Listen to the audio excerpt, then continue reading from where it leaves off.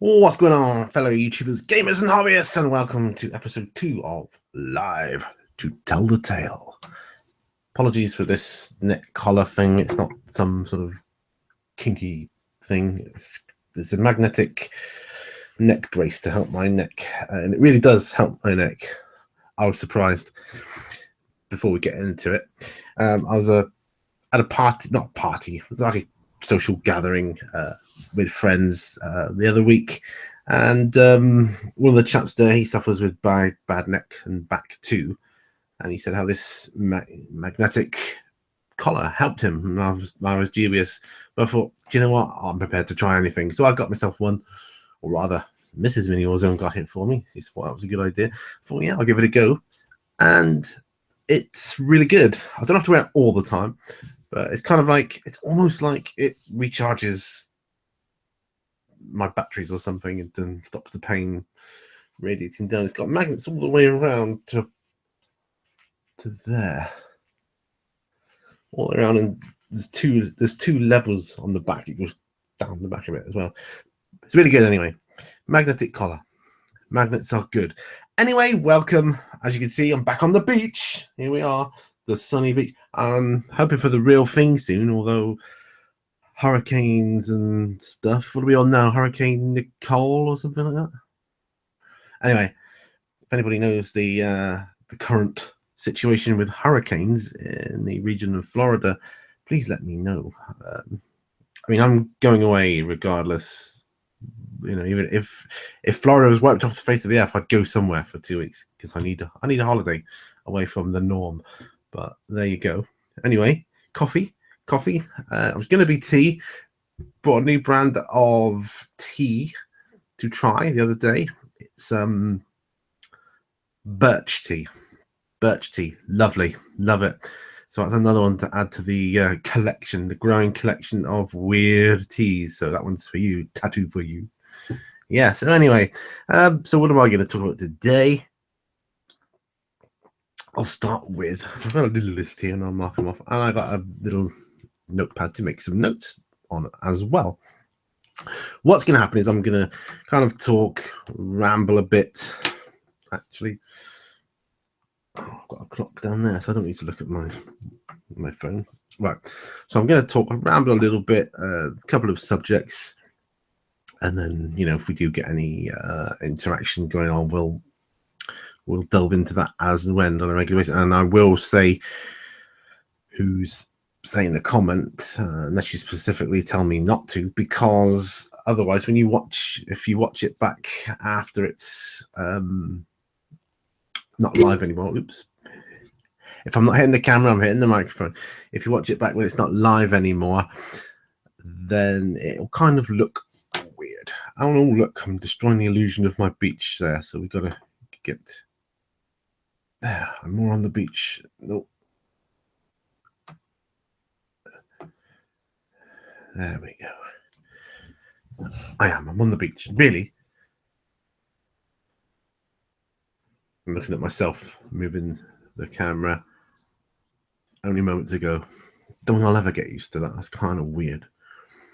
Anyway, I haven't got any extra lighting, although I probably could use natural light. How's that? Any better? Hope so.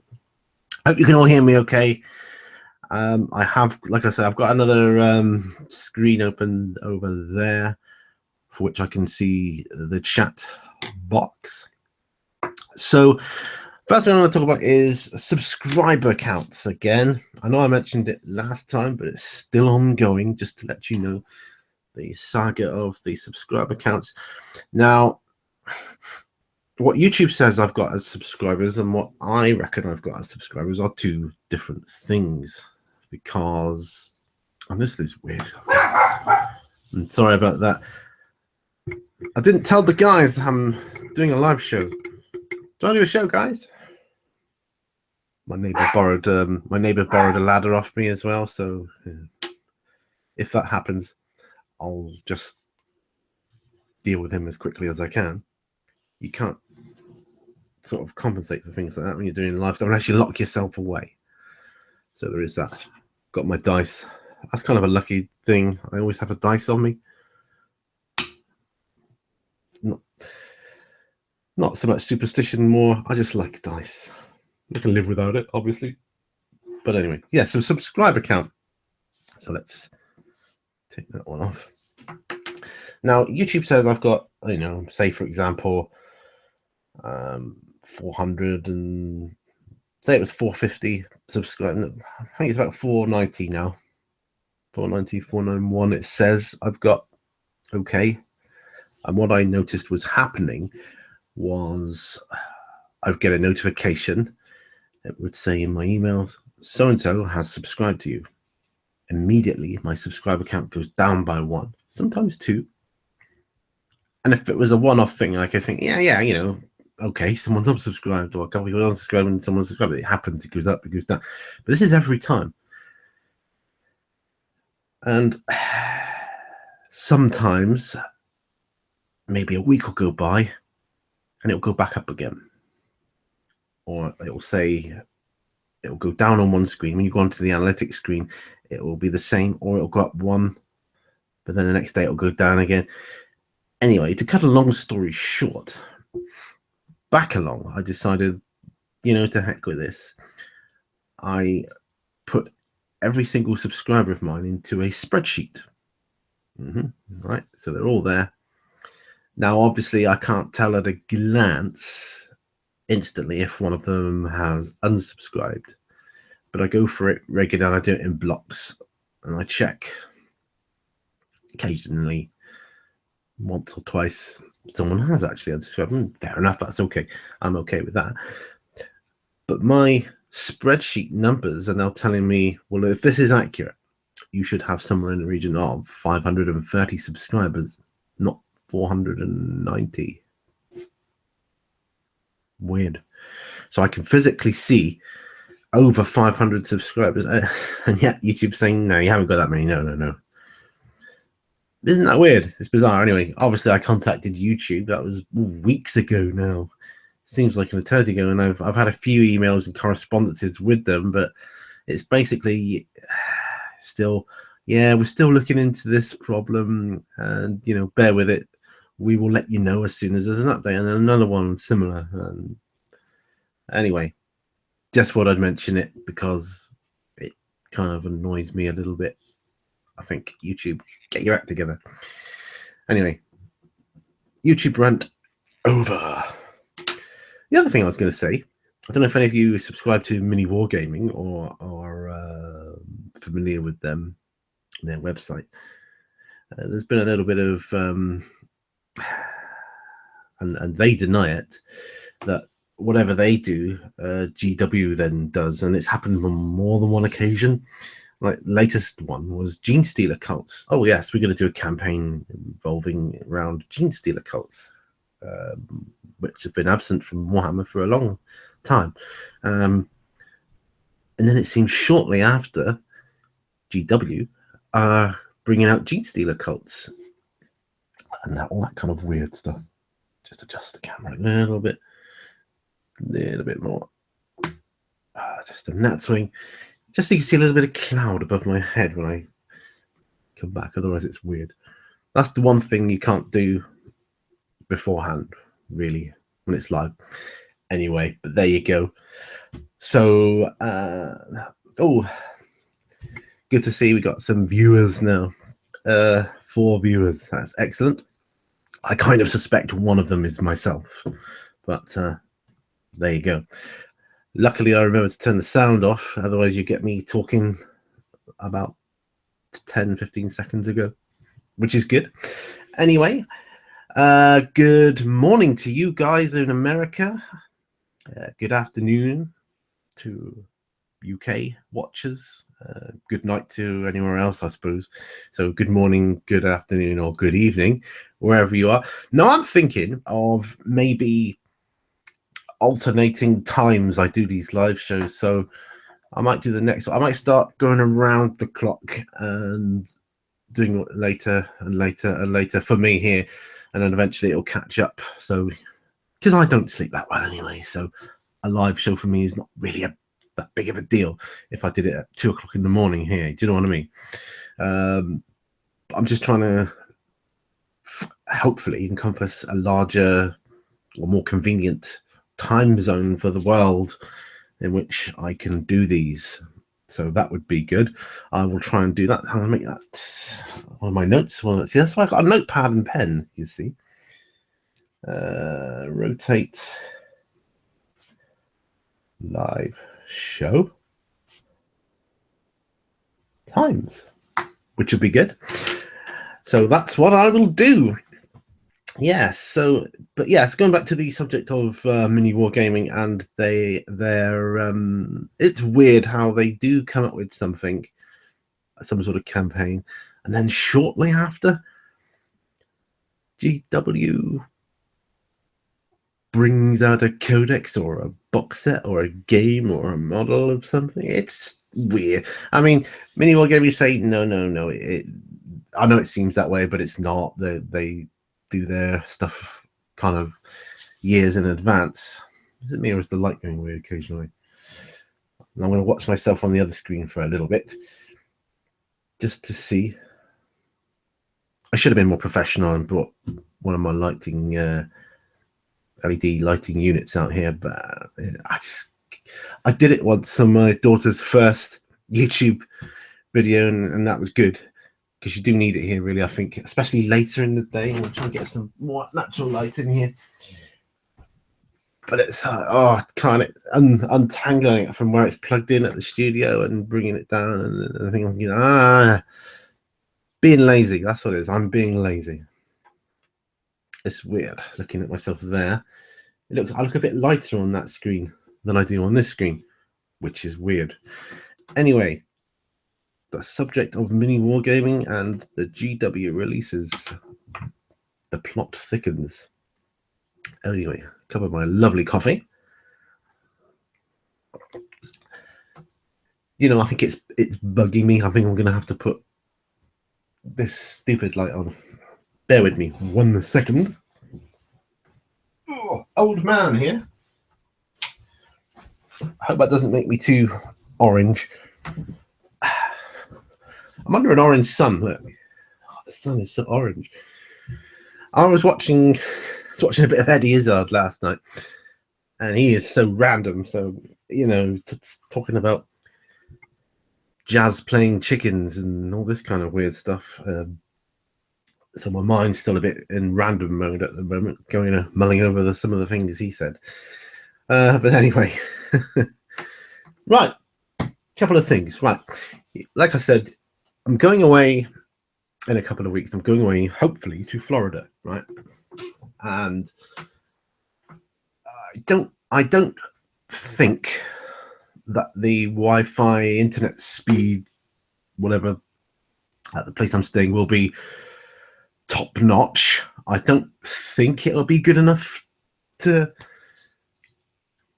do stuff or upload stuff. I don't know. I'm going to try anyway. But I'll put another announcement out on another video, because not everybody is into live shows, and especially if you're not a person that you watch a lot of. So I will do like a quick sort of holiday notice update a little nearer the time.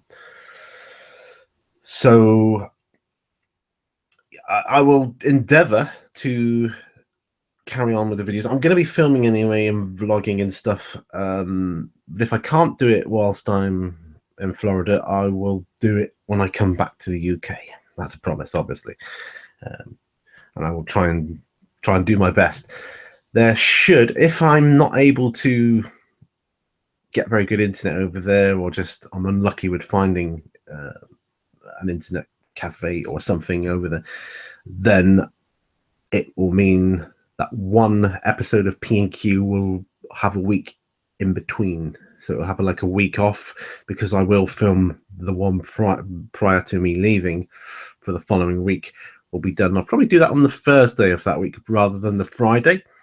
So that shouldn't be any interruption there for that one. But then there'll be a week, and I'll go through this again on that one. Anyway, as I'm going away, and I'm going to be using my my camcorder as well. But I got myself one of these. I don't know if they're any good. I've tried it out a little bit. When I say I don't know if they're any good, I mean I don't know if they'll last, or the test. It says it's waterproof. It's like a slightly cheaper version of a GoPro, although it's not that cheap. It comes with all like the different attachments, and this is like to put on your bicycle helmet, I presume. It's the camera. So it unclips and stuff. Get that off there. So the camera, that is the camera, and it does 720 and 1080p, and it does it at, well, this is the weird bit, 1080p is at 30 frames a second, 720p is at 60 frames per second. Bit weird. My dogs are barking. What are you barking at? I don't know. Perhaps they know more about the camera than me, which is probably fair. The idea of this was to go on like the roller coasters and other stuff. Maybe just walk down the street rather than walking down the street with a camera. People might get a bit intimidated by that. If I could walk down the street, I don't know. Maybe I don't know. I'll try and work something out anyway. The only thing with this I've discovered is the sound is a bit crap on it. Like the microphone is not very good at picking up sound. So anything I film with this, I would very, very likely be doing voiceover with. So yeah, so that's the thing with that.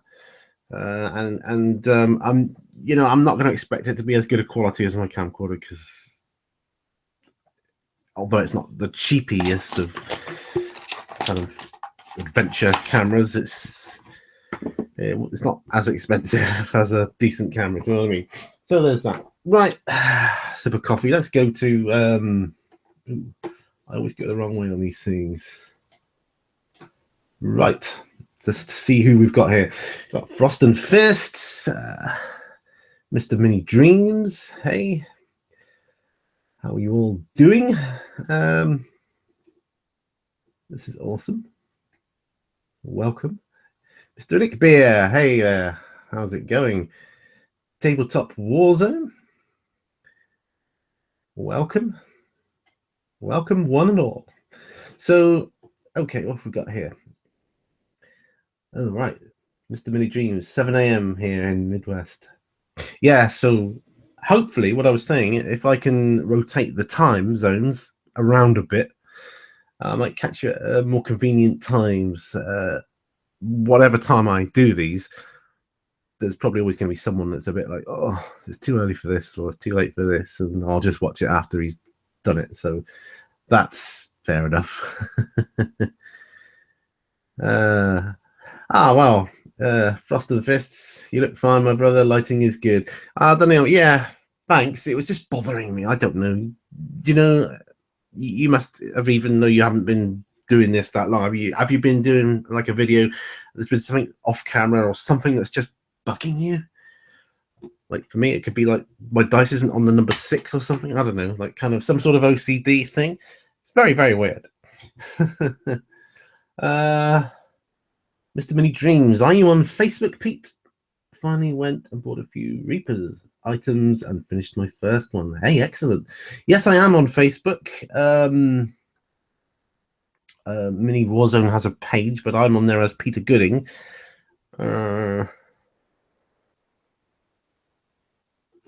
Yeah, Peter Gooding. So Peter Gooding. Just trying to think of an easy way of finding me. Really, I'm friends with a few of you guys on Facebook.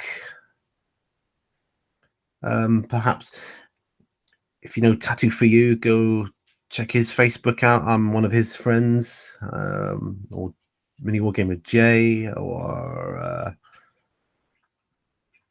yeah, Mr. Mini Dreams. Are you? If you're on there as Mr. Mini Dreams, I'll probably be able to find you. I'm sure one of us will find the other. That sound is my dog drinking water. Right, bud? Yeah, he's good. Right. Finally got myself some American dollars a couple of days ago. Went into the bank, changed over some, got some money changed. Well, I didn't give them any money. I just paid for it on my card, and they just gave me the dollars, like, you know. So that's good.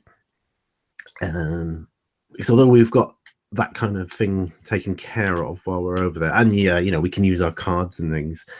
I want to get my wife a birthday present while we're over there because it's her birthday. That's essentially why we're going, and our anniversary. My wife's birthday, Mrs. Mini Warzone. It's her birthday on the 5th of November. It is also our anniversary for our wedding, so it's like a double celebration really for us. So it's kind of, you know, we're going to Florida, guys. It's once in a lifetime. Hopefully we're going to Florida if it's still there. But you know, it's like it's a one-time thing, so it won't be going again. I doubt it very much. If we could afford to go anywhere like that, we probably would go somewhere else next time. But yeah, so try and get as much done as we can do. While we're there, I want to go and see the Kennedy Space Station. That's not too far away from where we're staying, so I'd like to do that one day and have a look around there, because I mean, I'm fascinated by all that stuff. That's looking down here. I've got right. Aha. Frost and Fists. How do you know which one of us it was? I don't know. Or are you talking to Mr. Mini Dreams Morning Mythos? Yeah. Maybe that was what you were doing. Oh, by the way, I do this a lot during my day. I kind of think aloud.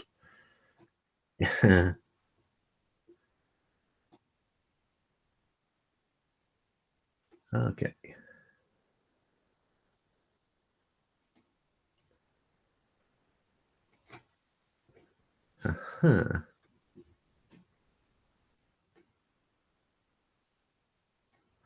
And scrolling down, I can see Mr. Tattoo for you is here. Hello, sir. Getting your kids ready for school, it would seem. Yes. All busy that time of the morning. And yeah, it's hard to imagine that you guys are kind of in my past, as it were. It's weird, isn't it? The whole time difference thing.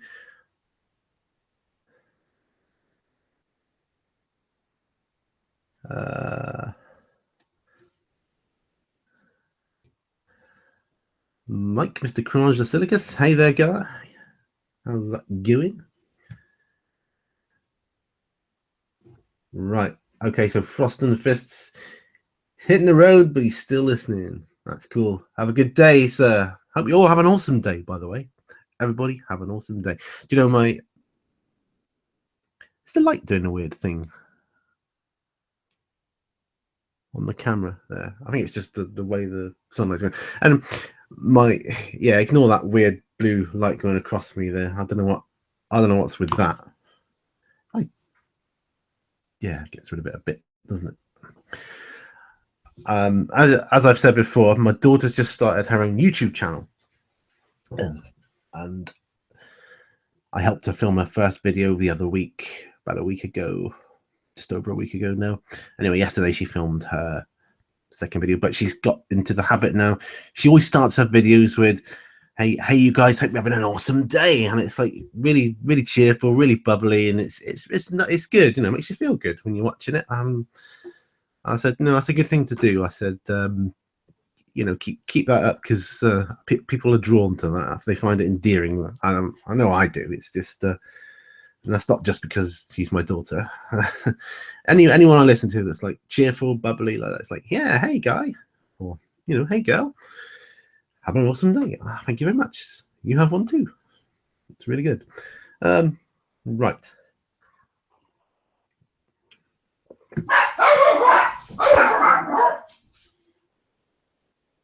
Remember I said my neighbor could be knocking on my door? I don't think he's knocking on my door because the guys will be going crazy, but I expect that to happen. If that does, I'll just turn the camera off for like 10 seconds or whatever while I go and deal with him, and then I'll come back. That's what we'll do. That's how I'll get around that. Yeah, I'm a time traveler. Tattoo for you. Time traveler, brother. Yes, I am. I'm a time traveler. So, greetings, people of the past. How are you? Yeah. Whereas if you're not doing it live, I suppose you would say, greetings, people of the future. I am coming from your past. But at the moment, I am coming from your future. I know your future. How does it feel? Same as it was 10 seconds ago. The only thing with this is it can get a little bit, sometimes. I'm not going to keep it on all day. Magnetic neck collar, if anybody's wondering. It's not some weird outfit or a cosplay thing or something. My daughter's into all the cosplay stuff, so she likes K-pop, makeup, artistry, and cosplay. So that's kind of what her channel's about in a nutshell. So I was doing a bit of editing on her video last night. She thought it was absolutely rubbish, and she was like, "Oh no, it's no good." And I'm like, "It's brilliant. Just film, get loads of footage, and we can make something good out of what you've got."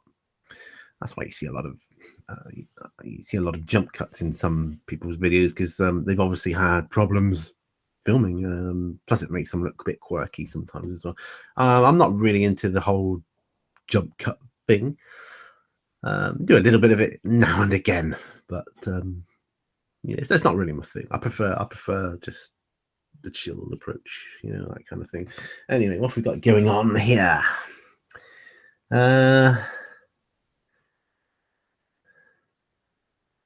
Yes, I'll try and find you, Mr. Mini Dreams, on Facebook. I will do this.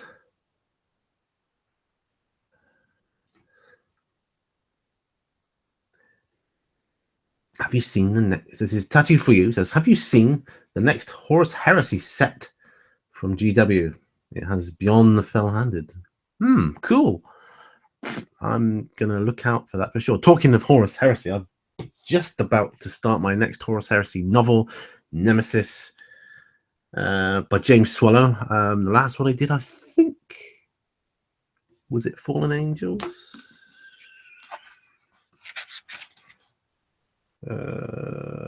No, Flight of the Eisenstein.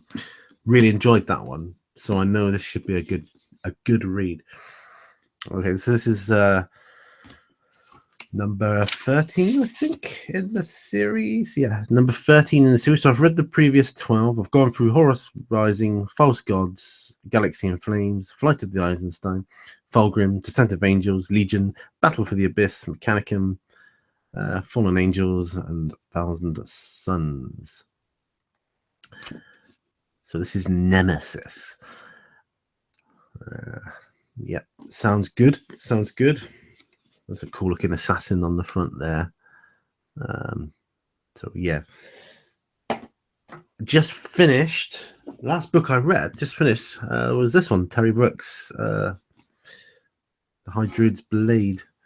I love his books. I've got every book he ever wrote or has ever written, whichever is better grammatically. And although here's the thing, here's a but coming now, and they say that whenever you say the word but in a sentence, everything you said prior to that is irrelevant. Maybe not. I don't know. I enjoyed this a lot because he writes well. It's easy to read. You haven't got to concentrate and lock yourself away in a vacuumed room 10 feet under the ground in order to concentrate on enough to read it. It's an easy read. But I don't think personally it's as good as his other novels. It has a slight rushed feel to it, kind of like maybe his publisher said to him, like, "Come on, Terry, you got to get these books knocked out. Hurry up." And that's kind of how it feels. But I enjoyed it. Very good. Just not as good as his other stuff. I've enjoyed the least, I would say, out of all the books he's written. I've got the next one to read, but I'm going to go back to Horus Heresy for now. Excuse me here, drinking my coffee. Right.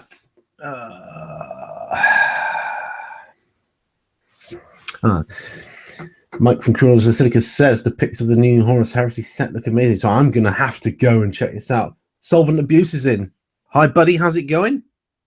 Awesome stuff you're doing there on your channel. I love tuning into your videos. As soon as it comes up on the thing, you've done a new one, I'm in there to watch it. Love your stuff. Some of the stuff you kick out is absolutely phenomenal, and I love it. Great work. Inspiring, I call it. That's what I do. It inspires me to do stuff, which is what it's all about. Yeah. Tattoo for you says, dude, I like cosplay. Might have to check the channel out. Well, I'll on her next, when we finish the video, I'll probably finish editing it with her today. She's kind of like the producer and or the director, and she tells me what to do. I'll do it. Like, what do you want to happen here? Do you want me to cut this up? And because we took one, it was about 35 minutes worth of. She's doing a makeup tutorial on this one, which, you know, it's not my bag, but I assume it is. There's a niche for it out there.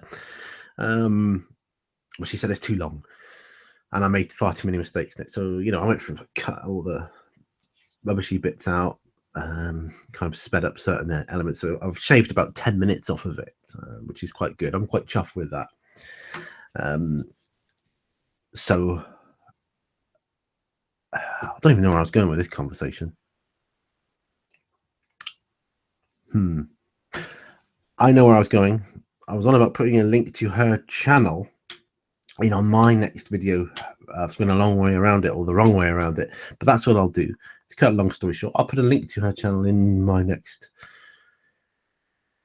Well, I might start doing it from now on. It's just a matter of remembering it. You know, I'll just put it on the video description. So you scroll down, you'll see my daughter's channel. And you can go and have a look at that then.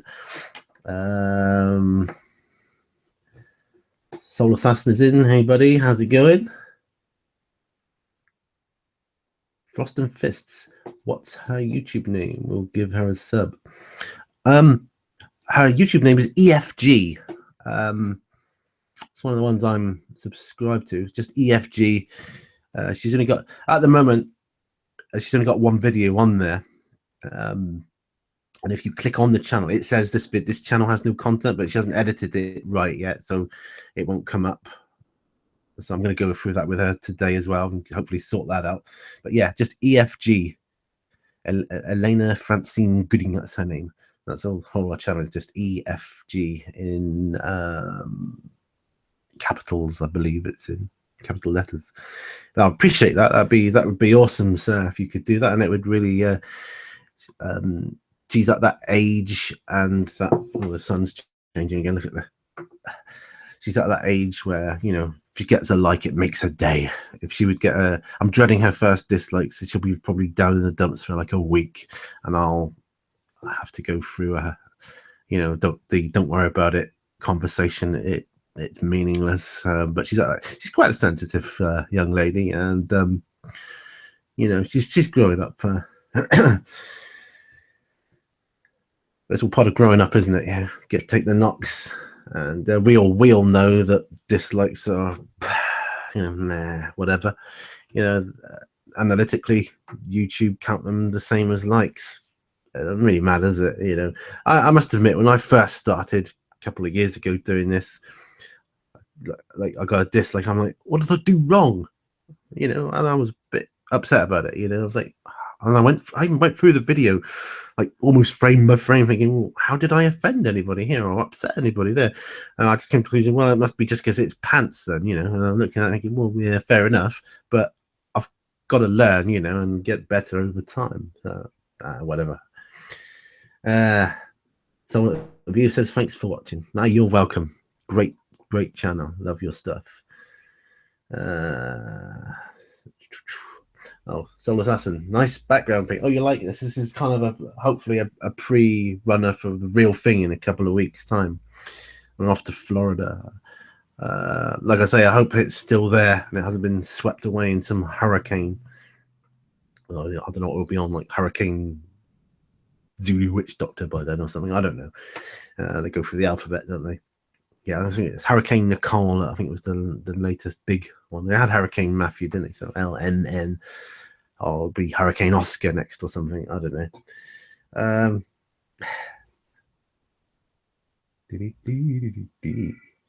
Oh, there's my phone.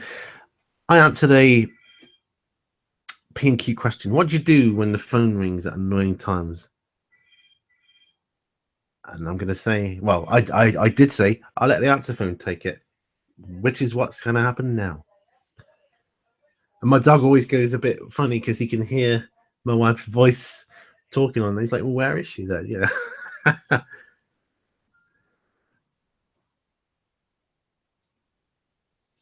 I think it's a message for me, but oh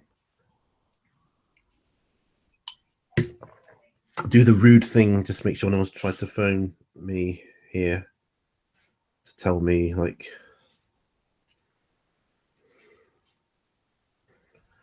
I don't know, some major catastrophe has happened. I don't think that's happened. Anyway, on with the show. Sorry about that. That's not professional. That's really not professional.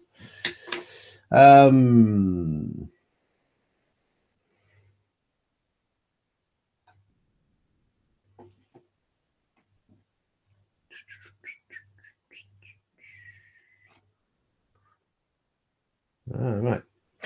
It's good to see. It's good to see you guys. You chat amongst yourselves, and that's great when you come onto something like this. It's almost like a live forum, isn't it? Where you can just go and you know, for some weird reason, I froze then on the other screen. I was like, I froze. That's bizarre. Really bizarre. I think it's because I had a notification come through. Yeah.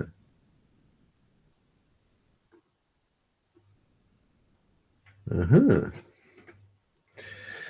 Right. So what else do I want to mention? Oh, you guys seen the new? I don't know if you're all into it or not, but I'm in a big way. Seen the new Star Wars Rogue One trailer? Oh, it looks great. I'm like, I want to go and see it now. 15th of December, I'll be there. I will be there. Yeah, I don't know how big a part Darth Vader's going to have in it. Probably not that big, but he might do, you know. But just to see him in it again, you know, it's just like, yes, that iconic figure in that suit walking through with the old sound. Great stuff. Love it. And nice to chat. Got to go. Keep up the good work, Mr. Mini Warzone. Thank you, Solvent Abuse. Thanks, Jed. Thank you for tuning in. Good to have you on board. Welcome anytime. I'm going to probably be doing these every fortnight. So I think every week would be a bit, I don't know. I probably wouldn't come up with much good stuff to talk about. Hard enough a fortnightly basis, but you know, if I can find some interesting things during the fortnight, certainly when I come back from Florida, I'll have a few tales to tell. Probably then live to tell the tale. I hope I am live to tell the tale. Anyway, anybody that's leaving now, good luck. Have a great rest of your day, and see you next time. Hopefully, if you don't see me, I'll see you. So yeah, the new Star Wars trailer, Rogue One. You know, it just looks great, and I want to go and see it now. I've got a cinema voucher that I was given on my last birthday, and I've been saving it because there's been nothing in the cinema. The cinema is expensive, isn't it? But there's been nothing really in there that was like what makes me want to go and see it there without waiting for it to come out on Blu-ray or DVD or whatever. And I'm like, or Netflix or something. I'm like, yeah, there hasn't been anything. God, this sun is very annoying. Oh, look at that sunlight. I'm gonna have to close the curtains a bit. See if that does anything. Yes. And normality resumes. That sunlight coming across the camera and making like a weird spectrum of light there. I don't like that. Yeah.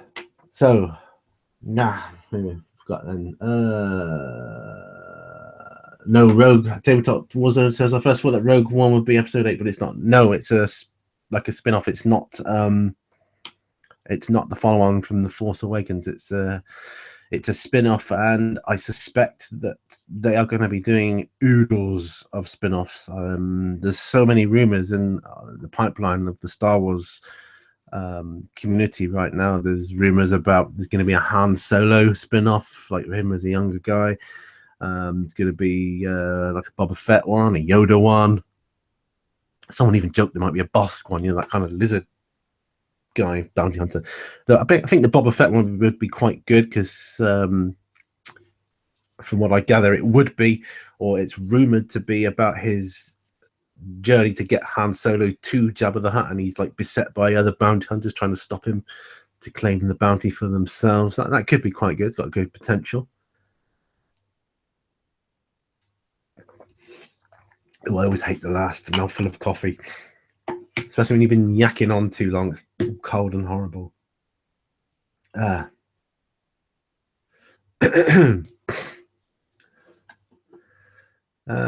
let's see if I can jump back into the comments a bit. What have we got here? Oh.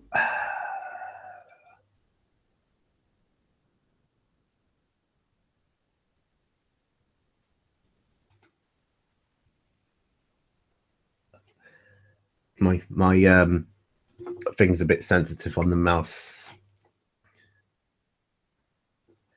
so I always zoom too far down or too far up.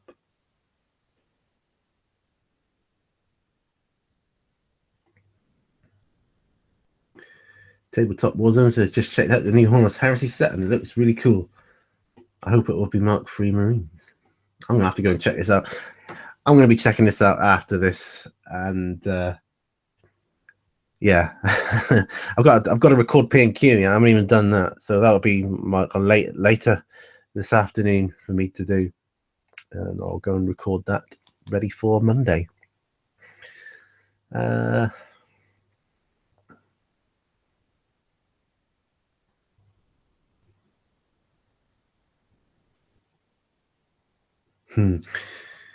Oh, tattoo for you says, dude, Bjorn and the sister are making me happy.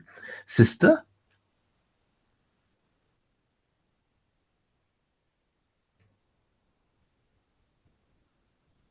Sister. This could be interesting. Sisters of Silence from the Heresy. They were, yeah. So not long been reading about them. Really, they sound quite badass. I'm gonna have to check it out, see what they look like, see if they look how I imagine. I imagine them to look a bit like that, really, all mechanical and augmented and zooped up and stuff. Yeah,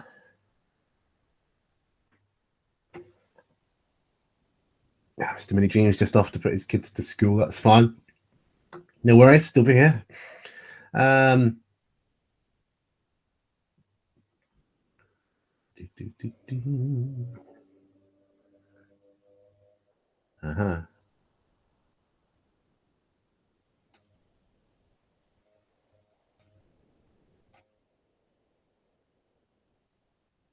Cool. Like I said, this is it's great to be on here with you guys live, and you never can tell what these live events are going to bring, can you?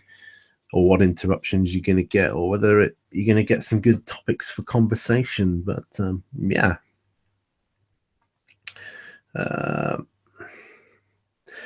So here's something I was going to bring up. Do you know? Some of you know, I do a series called On the Bench with Pete, and in that, whilst it's a paint along series where I'm painting and chatting, and you can paint along or build along with me or whatever. And in it, I now ask you guys a question. And one of the last questions I asked was, so I've been thinking about getting into another game system after my holiday, or at least if I can't afford that, definitely in the new year. And so I will probably get into it then. And I'm just not sure. Some of you may know I played a game of Congo with my friend Ralph Astley last week. A week ago today it was, actually. Yeah, last Friday. And I was very intrigued by it, because it's like kind of more real. I'm usually into the sci-fi fantasy stuff and the non-real life stuff, and I went and I played it. And I was like, oh, this is actually quite good. I'm quite liking this, and the figures look pretty good too, because they do there's like official figures for it, and you know, you can make your own up as well, I guess. But yeah, I really enjoyed that, and I'm like, I kind of like want to get into that. Then I kind of enjoyed Jugular as well, that we played with the gladiators, because they're bigger scale miniatures. They kind of look very imposing. It's like nice big chess pieces to move around, and the fact that the board is done out in a grid system, that's kind of cool as well. But going back to this, another gaming system, and I've got Black Powder rule set, and I've always been keen on American Civil War. I know it's got nothing to do with sci-fi or fantasy, right? But I'm thinking, I've got the rules for Black Powder there, and they kind of were written with 28mm in mind. If I was going to do ACW, it probably would be 28mm, just because I prefer painting 28mm. I can paint smaller. Well, I can paint 15mm. Okay. I've not painted smaller. I'd like to try painting 6mm one day, just to see if I can do it and apply all the little tricks of the trade that people like Ringo Simpkins tell you to do and stuff, and just to see if I could make it look quite good. You got to just make it look good from a distance when it's 6mm. But anyway, I digress. So I'm thinking Black Powder, get myself a set of American Civil War starter set from Perry Miniatures or something like that, because they do them in plastics now. That could be quite good. Has potential. And I've got a load of reading material for information purposes and whatnot on the American Civil War. So I've got that. The Congo thing, the old white man hunter in the jungle, that kind of thing. That looks good too. So there's that. But I'm also thinking, well, you know, I've got all those War Machine and Hordes miniatures, and I know it's come up with like a new rule set.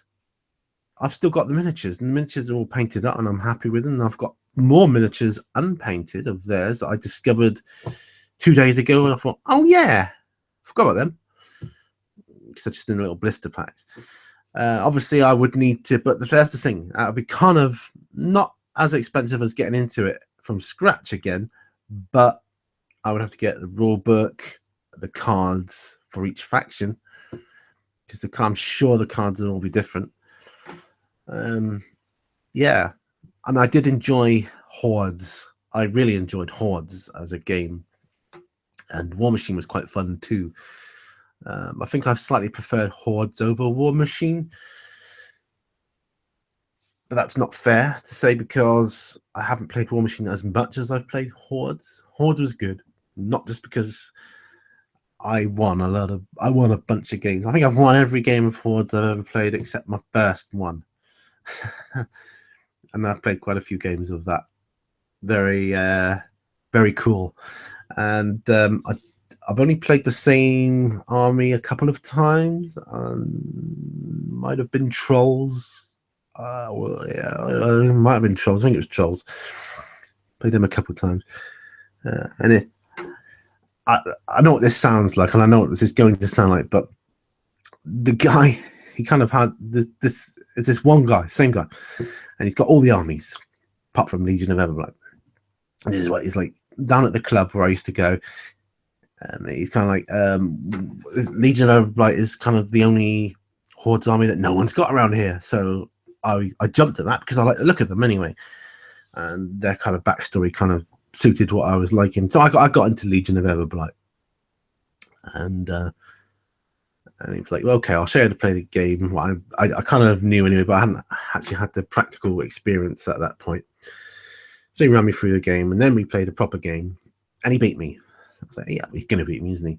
And he's like into the tournament scene, and you know, he's like, you know, considers himself like a top tournament player. And from that point on, he lost every game to me. And he's like, I don't understand what's going on. You know, why are you winning here? And I thought, I don't know. I can only suspect that it's because I make surprising moves tactically, not what you expect. Because I'm, fairly new to the hobby, whereas you see some hardened wargamers, and that is a whole other area of the kind of power wargaming where they tell you what you should do. Oh, you should move this unit over there. You want to move them into cover there. No point running across there because blah, blah, blah, blah, blah. And I'm kind of like, nah, heck with that. I'll do it my way. And I remember going back. I think I've told this story before. I don't play bolt action anymore. But there was a bolt action game and they were saying all this kind of stuff to me. Oh, you don't want to do that. You need to do this, this, this. And I'm like, no, stuff that. I'm running across the minefield. Get the objective and eventually won the game. So I'm like, in your face, dude. So much for your tactics. Who's winner? Anyway, I know what that sounds like. I know that sounds a bit Rimmer from Red Dwarf, where he's recalling his Risk campaign from his Risk campaign diary. So yeah, I won't go too much on that. Yeah, do you have any more comments here? Tabletop Warzone says, I love 28mm. I was looking at eBay for some Inquisitor models to paint some bigger models, but 6mm is too small for me. It gets too fiddly, and I always want to put in as much detail as I can. Yeah, that's the problem with 6mm. It's the fact that you want to. I think that would be for me. It'd be the fact that I'd want to put in all the detail, and you can't. Like I say, Ringo Simpkins did a really good video on that about painting 6mm. I'm just going to plug my laptop in because I know this kind of uses a lot of juice.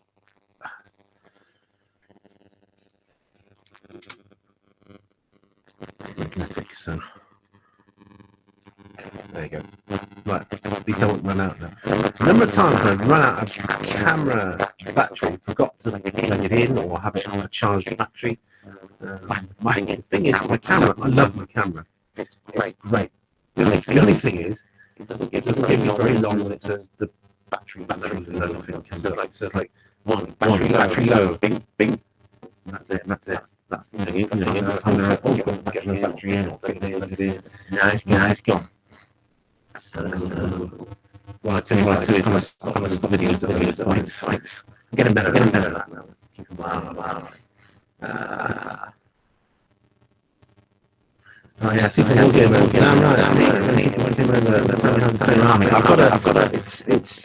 I've got a playlist top 10. I think I did one called my top 10 hates or something, or dislikes as a hobby, or something, or hobby dislikes, something like that. And power games being one of them. They tell you how you should play the game, and I'm like, no, I want to play it the way I want to play it. And, like I say, that instance, I can't remember it too well. But it's like, these like older wargamers that have been wargaming for longer than I've been alive, and no, you shouldn't do. No, that's not the way to do it. That's not how we do things here. And I'm like, yes, but you're not playing this game. I am, and I'm gonna run across the minefield with this unit here. But you can't do. No, you can't do that. It wouldn't happen in real life. Well, someone this isn't real life. This is a game, and I'm playing it this way. Anyway. There's a lot of power gamers out there, especially in that club, I notice. I did a video on that club, clubs and conventions. That's in another playlist. You'll see it there. I mean, it's a good club, but like I say, there's a lot of power gamers there. But if you want to see that club I'm talking about, just have a look. I must do a video sometime explaining, like a new intro video or something like that. So come and have a look, or expect that sometime in the near future. I'll do an intro video, the video that comes up when you're not a subscriber, and that tells you a bit about the channel, and I'll explain. I won't be able to go through all my playlists because there's so many of them. I've got more playlists than a lot of people have videos. It's got that stage now. I'm not saying I have the most videos in the world or anything like that, but I'm about 800 videos on my channel now, I believe. I do take some down occasionally. I try to go through and take down all the ones like our updates saying, don't forget, there's a live show next week, because there's not much point in keeping a video like that up once the time has arrived and it's not relevant anymore. Things like that. Anyway. Oh, I'm just messing with my power cable there. Okay.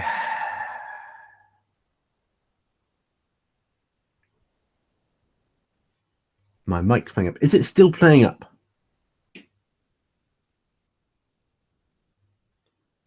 Oh, I'm just going to do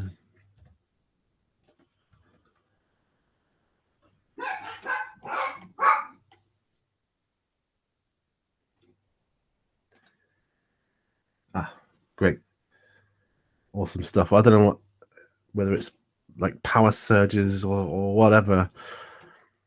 There was a time because I use a MacBook, and the old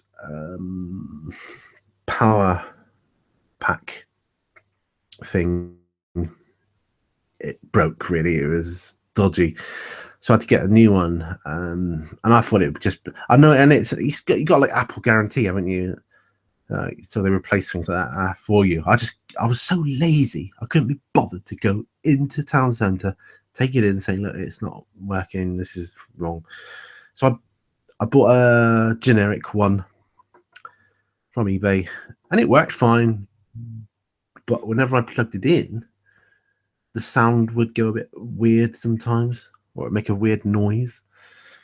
And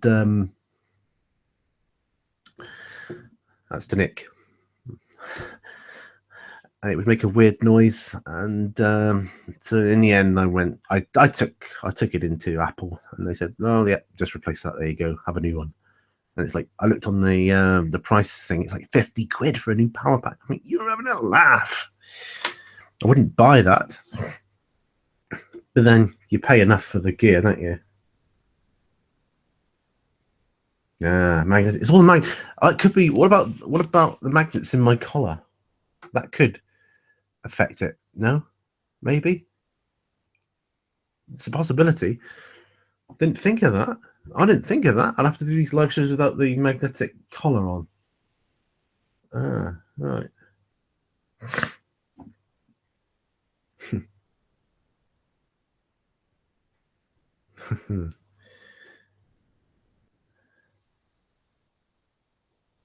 Yeah, have to be strong.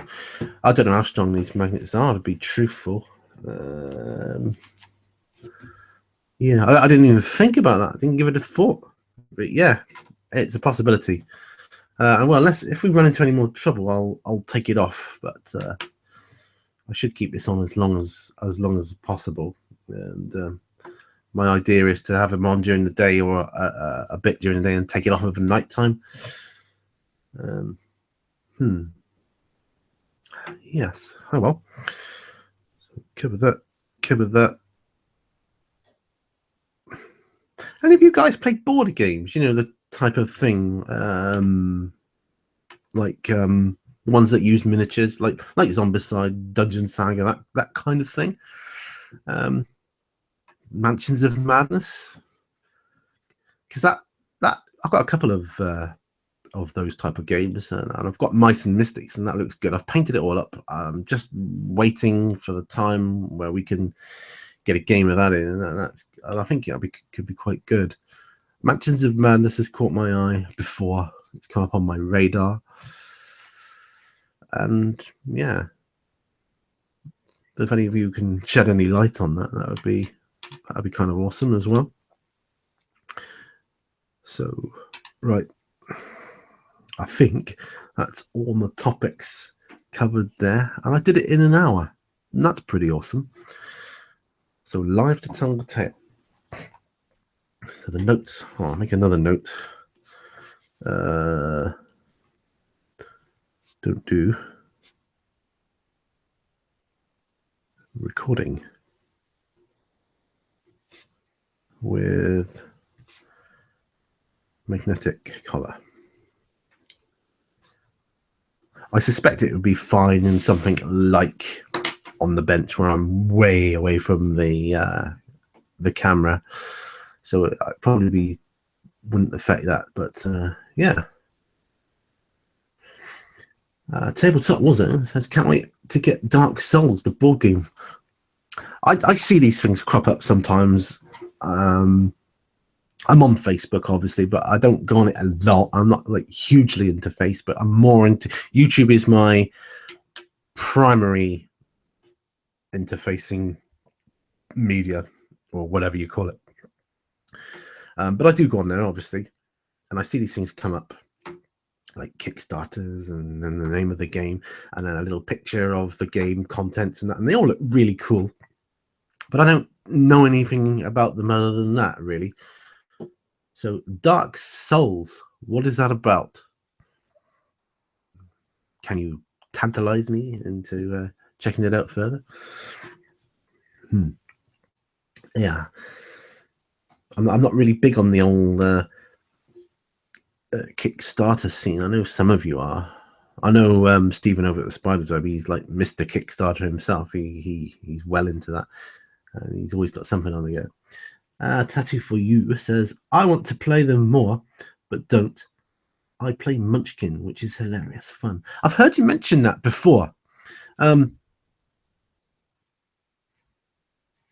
Munchkin. So is that a game that's kind of more, I don't know, in your area, just like your country, or do you think I could look at things like that over here? Munchkin. Hilarious fun. That is the name of the game. Fun. I'm talking about games. When I'm going to Florida, I'm taking 5 little dice and a Yahtzee pad and paper and a small dice tray. So not the Yahtzee dice or the tray that we usually roll it in, but just a little one. I bought myself a luggage weigher, you know, one of those things that you strap around the handle and it tells you how many kilograms. I think we're allowed 23 kilos, something like that. So if I can get it to about 20 or 21, I'll be happy, because I'm bound to come back with something, I should think. I don't want to pay any extra luggage weight fees, whatever they call it. You know. Yeah. So I'm thinking be small, be compact. But on the journey over 9-hour flight, I'm thinking I'm going to get bored, and I'm probably going to do something other than read. The Yahtzee's game you can play on your own if you happen to be sat next to someone that's asleep or whatever, or you know, or if like 3 of you can't sit together, or 2 of you can play it, or like I say, just play it on your own. So, but yeah.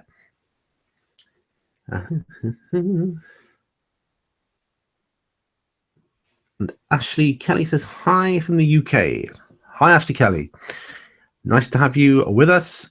Welcome aboard. Frost and Fist says, I love Munchkin. So, yeah, I'm going to have a look at this.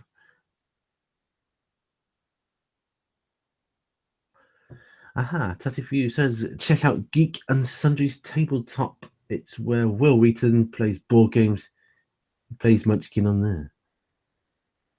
Right, there's another note. Check out.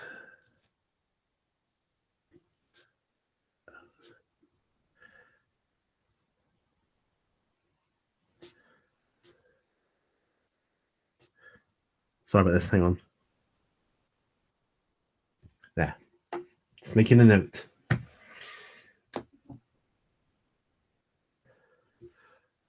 So Tabletop Warzone says, and I'm presuming he's talking about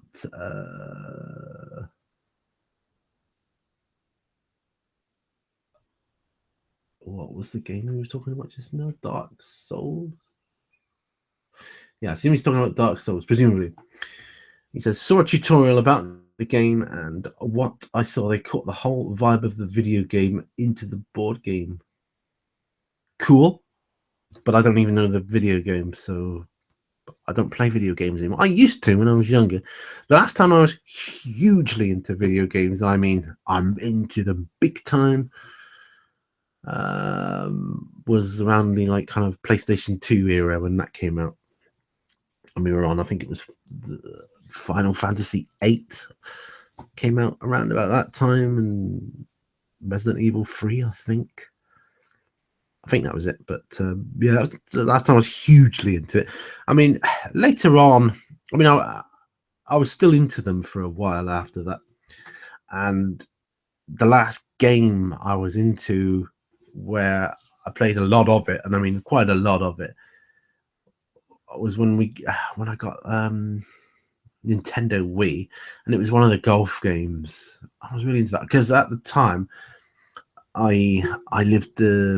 Just move this mic a bit closer so I can sit back.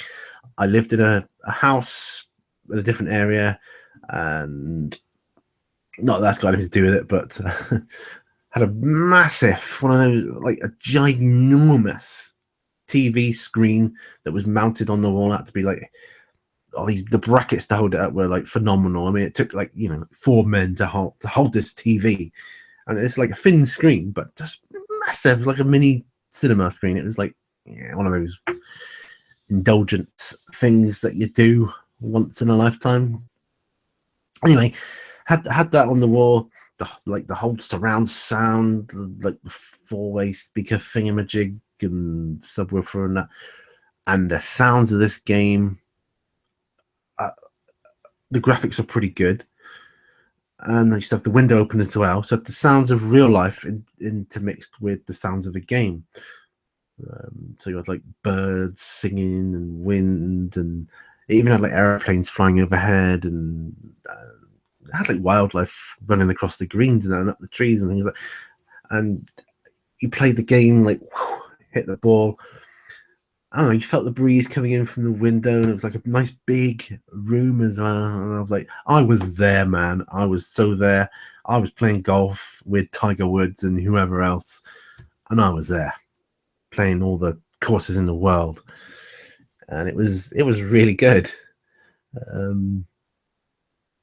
Because I moved, and for various reasons, I don't have that TV screen anymore. I've got it's quite a big TV now with surround sound and everything, but I don't think I'll ever have a TV screen as big as I used to have.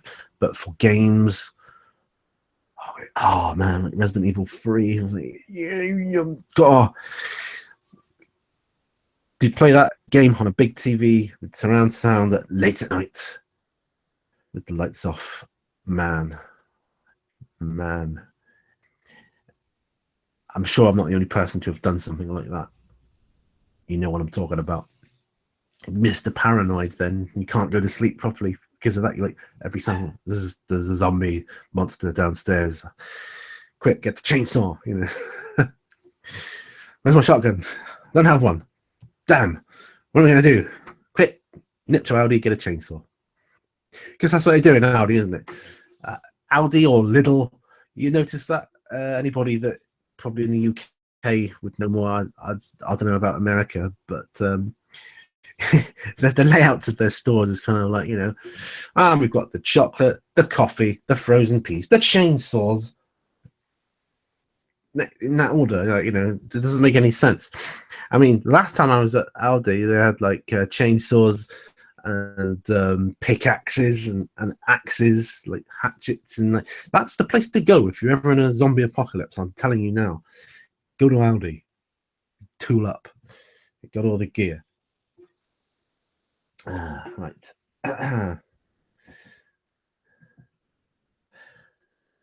Tattoo for You says they play loads of games on there, even Mice and Mystics. He's talking about Geek and Sundry. So I'm gonna have to go. I'm gonna have to head on over there, aren't I? Come on, Pete. It's time to get your act together and get on over there.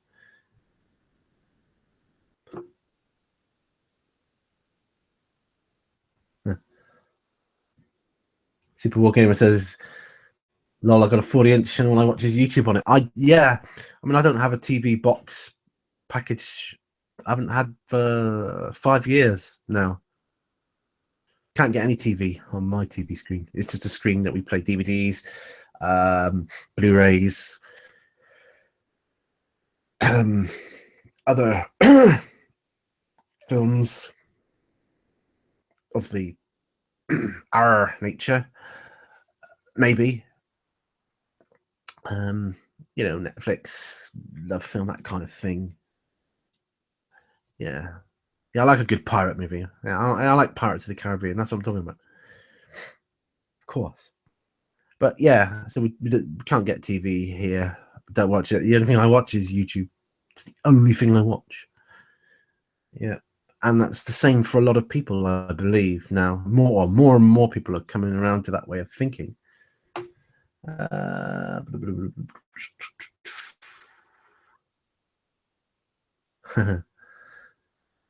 Super Warhammer. Yep. Netflix. Yeah, I mean everybody's doing it now, like the streaming thing. We watch films, either stream it through our laptops or whatever, and yeah, because TV. I mean, I think TV is more for the older generation, where they've been used to that, and that's fine.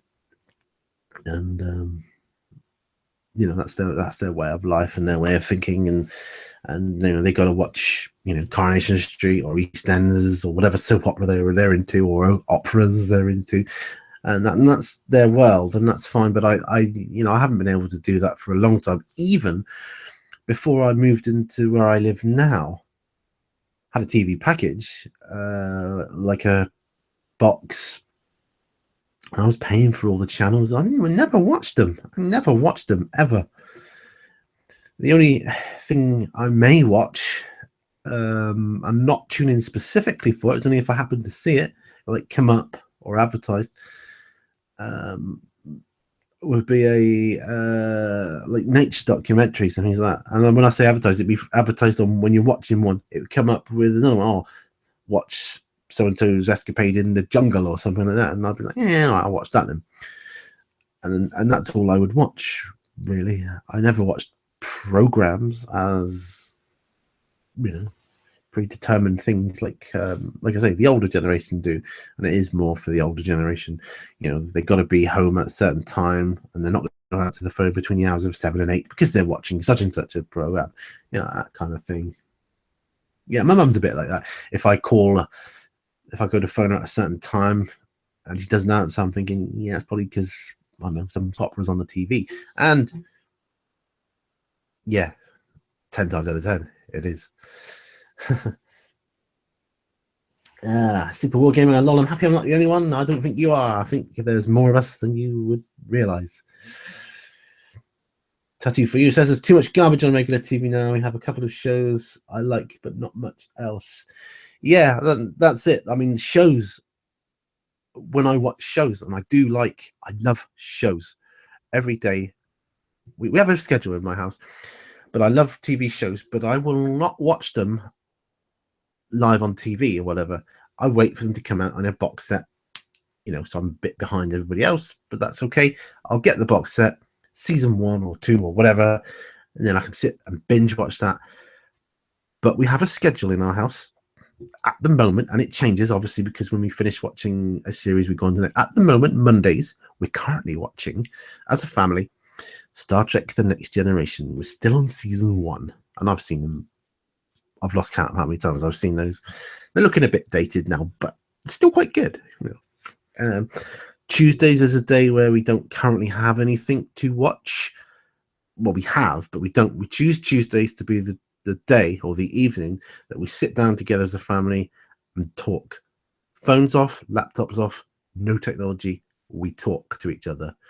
We turn it all off and talk about our days, or some other interesting thing that's happened, recently, or we've always got something to talk about, and that's good. I think that's important as a family that we do that.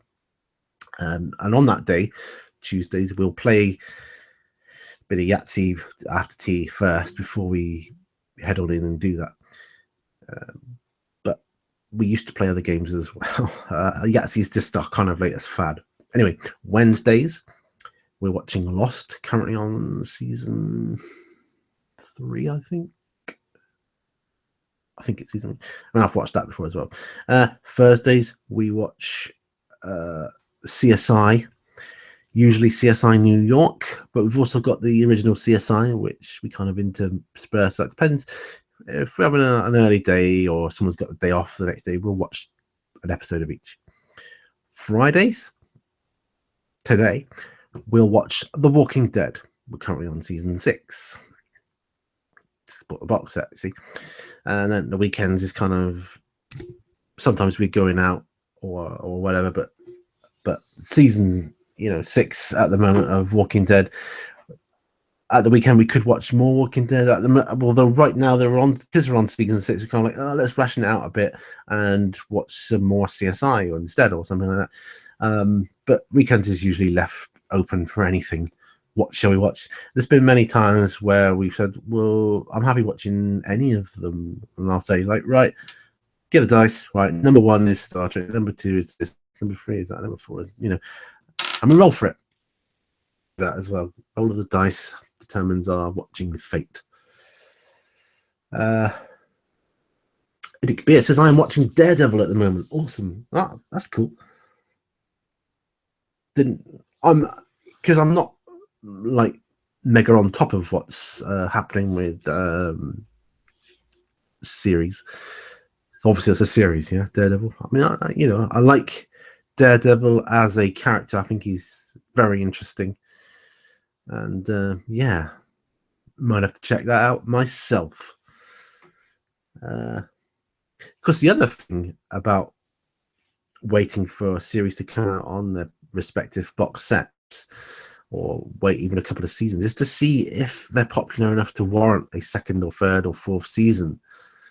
Because many of the time I've gotten into a series, thought this is amazing, then they just cut it. And the Sarah Connor Chronicles was one such instance for me. I thought that was a brilliant series, really loved it, and then they just ended it after 2 seasons, I think. Like, no, you can't do that. I'm heavily invested into these characters, and you cut them out of my life now, and I'll have to make up in my head what happens. And I like completion. I like finality. I like a story to come to a natural end, conclusion, closure, if you will. One way or other. So yeah. What have we got here then? I should have put better glasses on so I could see these comments from afar. I have to scroll up again because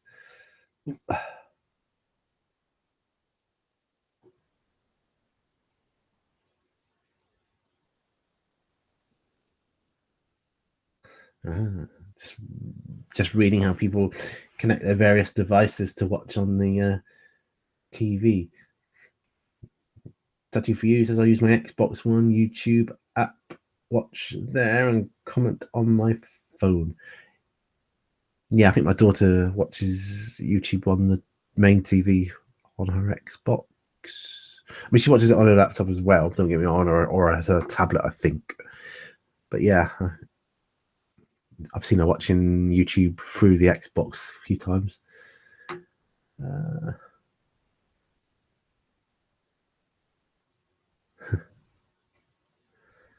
Super Bowl Gamer says, I can't watch TV. So many ads, it drives me insane. Yeah, and it kind of makes you wonder what's going on. What are they? Because let's face it, media, we're told, we know about the world through news and all this other stuff. We're only told what they want us to know through the media. The news will say one thing. You can't believe it. You can't believe what they're telling you on the news.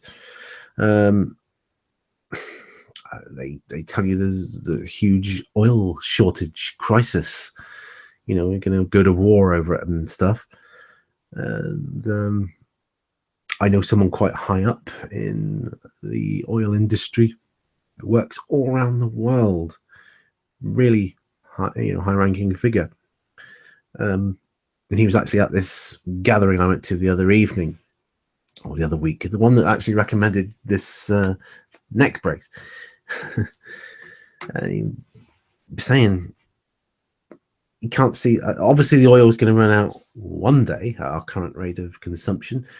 So, but he cannot at the moment, he said there's too much oil. So they've got more oil than they know what to do with. There's miles and miles and miles of these oil fields, miles of them. He said it's just too much, and they're struggling to, contain it all. It's just makes you wonder. It makes you think. Well,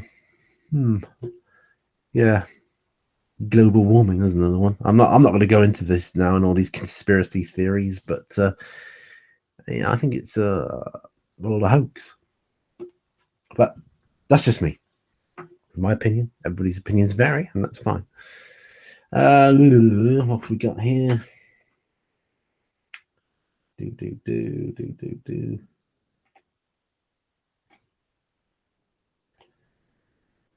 Yeah, waiting a year is good if you can do that before you start watching something, because it's a killer when you get invested into something and they take it away from you. Nick Beer says two seasons so far of Daredevil. No, that's looking promising then. Looking promising. Going on to the subject of movies, just briefly, while I remember it, and I do this in conversations a lot because with my my MS and stuff, my memory if I don't say something when I think of it and almost to the point of rudeness and interrupt, I forget. You come back to me saying, "Oh, what was that you were going to say, Pete?" And I'm like, forgotten. Luke Cage, Power Man. They're going to make a movie of that, or they've made a movie of that. I see the trailers. I'm thinking, because I used to like him as a comic book character. Didn't like his outfit though, that yellow shirt and blue trousers and boots. That he looked a bit weird, but yeah. Luke Cage, yeah, Power Man. Looking forward to that one. Going back to this TV now. Tattoo for You says, still on Daredevil season 2. Want to get done so I can watch Luke Cage. Hey, how awesome is that? I was just saying about it. Luke Cage, is that a series then? Or is it a movie? I thought it was going to be a movie, but I might be wrong. It's only because I see the adverts pop up on YouTube, just like, oh yeah, looks good. Tattoo for You says also, I always wish they'd just make an end movie when they cancel a series. I really liked Flash Forward, and it just ended after the first season on a cliffhanger. I feel incomplete. No, yeah, feel your pain, buddy. I feel your pain. Super Wargamer says, question mark, are you a prepper? Question mark. What is that? Or if you're talking to me, what's that?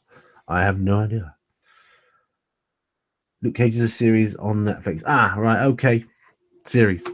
Well, if it goes on a few seasons, I'll probably look at that. I probably will. Weren't you watching Stranger Things? Or you watched that? Because my daughter's been talking about that, saying we should start watching this. It looks good. Yeah, I've heard you mention that. And I did say to her the other night, I said, oh, one of my subscribers, I'm sure they've watched that series. I think they like it.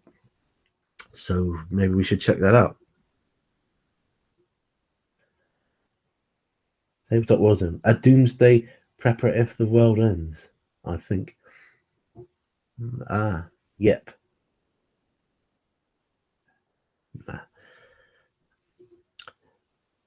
Well, I'm no, I'm not a prepper. But I just think you've got to look at the world in a way that you didn't when you were younger. I think you've got to look at it with new eyes, fresh eyes. Oh, sorry, knocking the mic. You've got to look at things and don't take everything on face value. That's all I'm saying. Because I am a little bit of a cynic. It's true.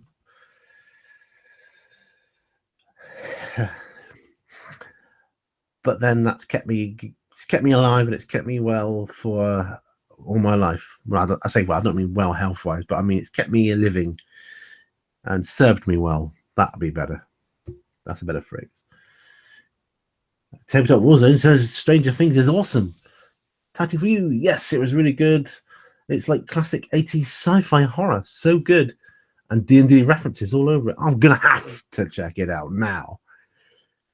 You got the hook in my neck. I was like, you got me. You got me. Just reel them in, chaps. Stranger Things.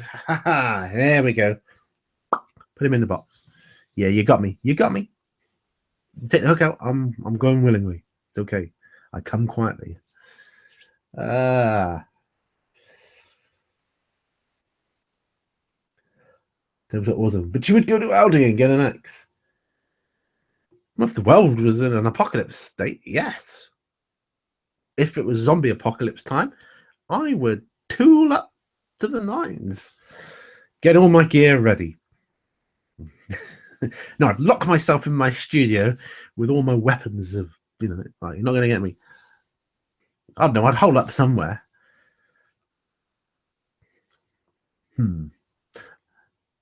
Hole up in Aldi. You got the weapons, you got the food. What more do you need?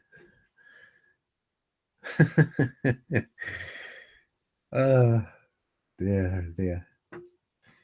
Yeah. Oops. Good. So I was just like I say, my mouse on my other computer is a bit finicky. It's a bit sensitive, so if I move it slightly, it kind of goes up almost to the end of the screen. I'm gonna have to change the sensitivity of the ball or the mouse itself. Tatty for you. Stranger Things is like if Stephen King and Steven Spielberg have a baby and it's raised by John Carpenter. Okay. Actually, I watched John Carpenter's Vampires the other night. I found it on the shelf. I've had it for years. And the daughter was like, oh, because she's into vampire movies and all that kind of stuff. She said, oh, what's this? I said, oh, John Carpenter's Vampires. Oh, let's watch it. Yeah. All right. So we watched it. It's quite funny. Do you have an Super Wargamer says, do you have an answer about the Harmagont question? If that's a question for P and Q, then yes. I'm sure. Hold on one moment. Oh, actually.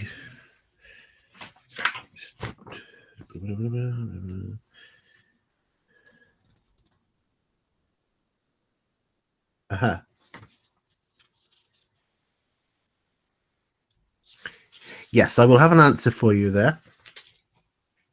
It will be in P and Q, which I will record later this afternoon. I will answer that. Yes.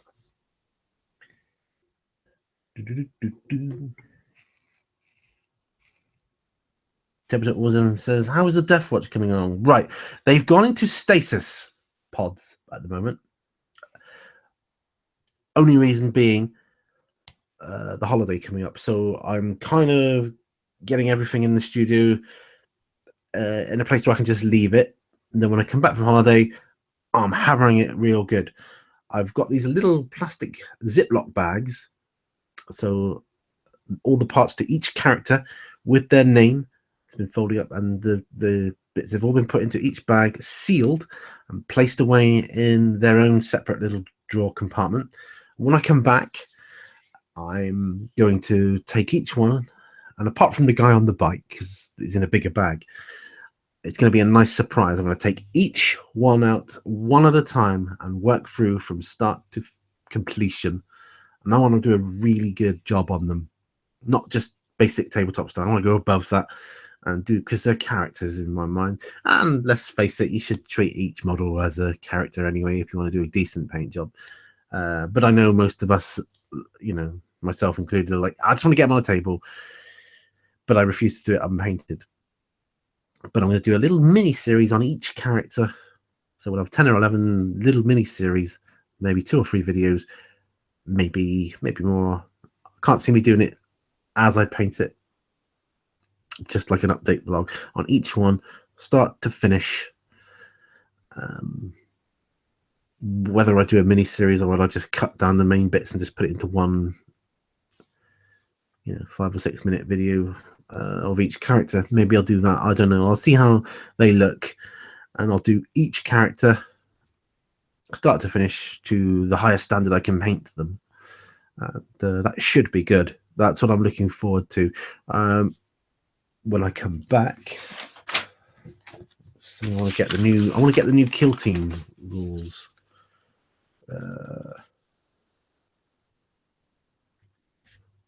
Kill team rules. Oh, I've got this. Pen and paper are great. I always write down like supplies I need and things when I think of them. Otherwise, I'll go to the paint rack or the brush thing and go, oh, I wanted so and so and I forgot to order it, and yeah, not good. Right. Super Wargamer says super awesome. Sorry, he says awesome. I can't wait. Tabletop Awesome says awesome idea. Yeah, great. Thank you very much. Mr. Mini Dreams, he says, I've tried to find EFG, but no luck. Right, I'll put a link to her YouTube channel on my Facebook page. And then, yeah, I will try to find, I'll try to find you. Oh, I'm doing the wrong bar there. Hang on a minute. Loads of comments. So I've got to scroll through them all.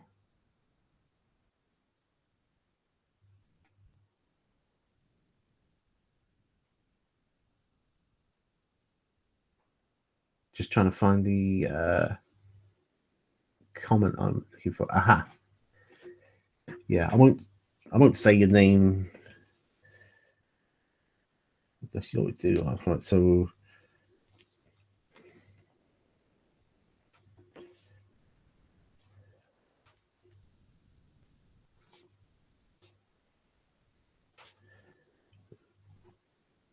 this is just to remind me to sort this out after the show's finished.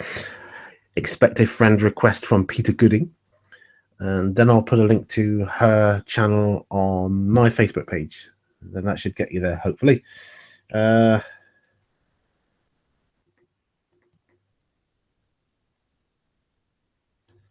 we go. Right. Excellent. Where was I?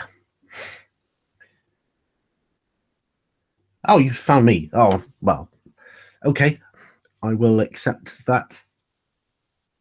I don't think I can do it. No. I don't. I know I can probably do it now. Don't really want to this, and I can't get Facebook on that computer. It's an old computer and a nightmare to log in. Just trust me, I will. As soon as I finish here, I'll get on Facebook. Like I say, I did something like that once before on a live show, and it cut the live show off for some reason. I don't know why. I'm a bit of a klutz when it comes to things like that, so I don't want to jeopardize that.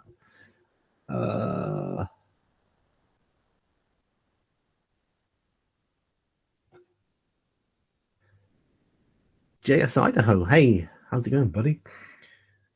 I still need to finish the new BSG. What a great series, BSG. My mind has gone more muddy than usual. Okay, Mr. Mini Dreams, no rush yet. No, I will. I'll accept your friend request and I'll get on. I'll get on to that. Okay. So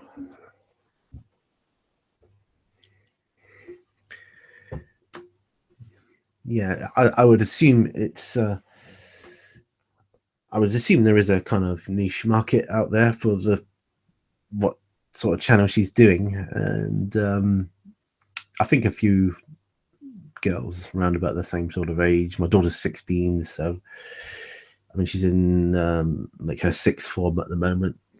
She's there now, as it happens. So she's studying A levels, but she really wants to do.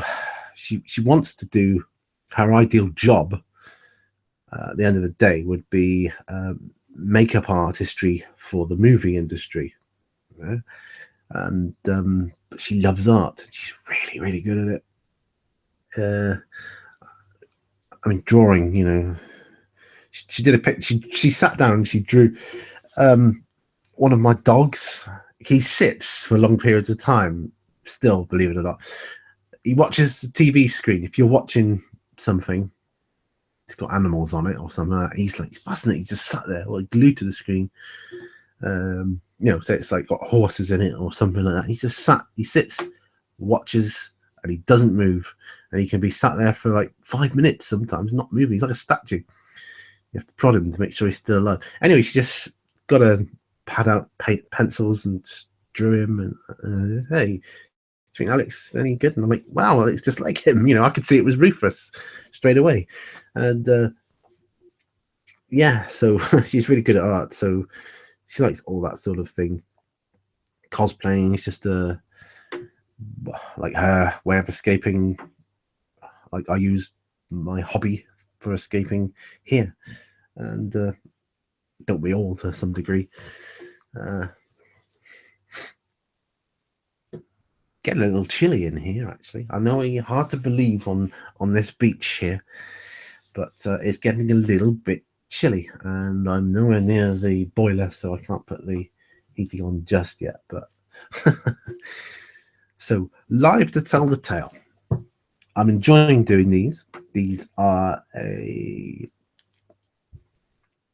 unusual avenue for me to explore. I mean, I've done live shows in the past, but for me to do live shows like this on a regular basis, I never thought I'd be doing that, because I don't know, I didn't think it was going to be my thing. So sorry, I'm just listening to see if there's no one at the door. No, that's all right. Yeah, so winter's coming. I'm going to keep mentioning it, but I'm going on holiday soon. When I come back, be gearing up for Christmas then, you know, so that's probably going to be what I'll be mainly concerned with. But don't worry, the content for the channel was all sorted for while I'm away. I've got, see, we're in October now, which oh, there's something. October.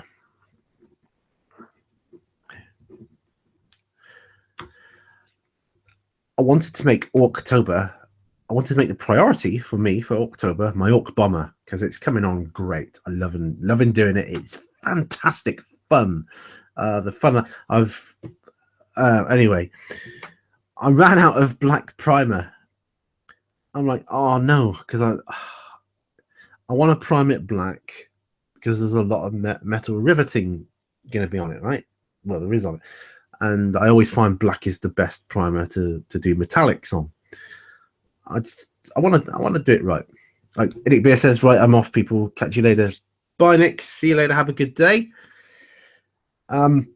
Yeah. So, and I ran out of black primer. I'm like, I haven't got any other black. I've got loads of primer, but not black. And I'm like, but I need to spray it. I don't want to, you know, I don't want to brush it on anyway. So it'd be easier just to like turn it over, done.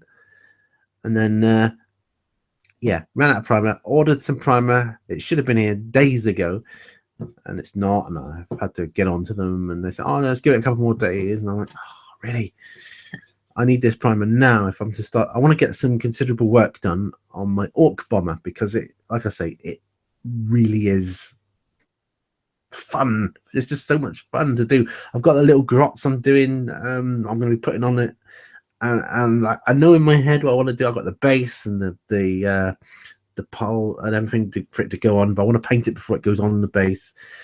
It will be super awesome. If I don't get enough done in October, well, either way, I'm going to be doing my Orc Bomber when I come back, as well as Deathwatch and any other little bits and pieces. But I'm going to be doing my Orc Bomber. I want to do it through to completion. I don't want to get to a stage and think, oh, that's okay. No, I want to finish it. It's going to be a finished project before I put that to one side, because I want to use it. I want it to be a model I can use in games and display on the shelf and have it look relatively good. You look at it and go, yeah, that was fun to do. And what was I going to say? Yeah, I ran out of this primer, so I can't get on with it. Like, you know, I've masked it off with liquid mask. Yeah, if any of you know that stuff, all the windows and things. So I just painted the liquid mask on, and it just peels off like rubber, basically. Because I didn't want to go around with masking tape for years ago. One of my first jobs, well, in fact, my first job when I left school was I was like an apprentice panel beater paint sprayer for cars. And obviously, you don't do any paint spraying when you're an apprentice. You just mask them all off and rub them all down. But masking tape, just bad memories, man. Anyway, I don't even know what the point of this story is, this little anecdote, but I've run out of primer. I'm waiting for it. It's not arrived, so I'm a bit peeved about that. But once that's it, we're in October, so it's got to be Orky. But I'm not going to get it done in October, so I'm going to have to progress into November. But November is going to be Necronvember for me. I've already done the videos for that. I've done videos for Necronvember. They are scheduled. They will be going up whilst I'm away. So take this opportunity to say to you guys, if I've got no internet or whatever else out there, I won't be able to comment on your comments or like them to show you I've read them and stuff.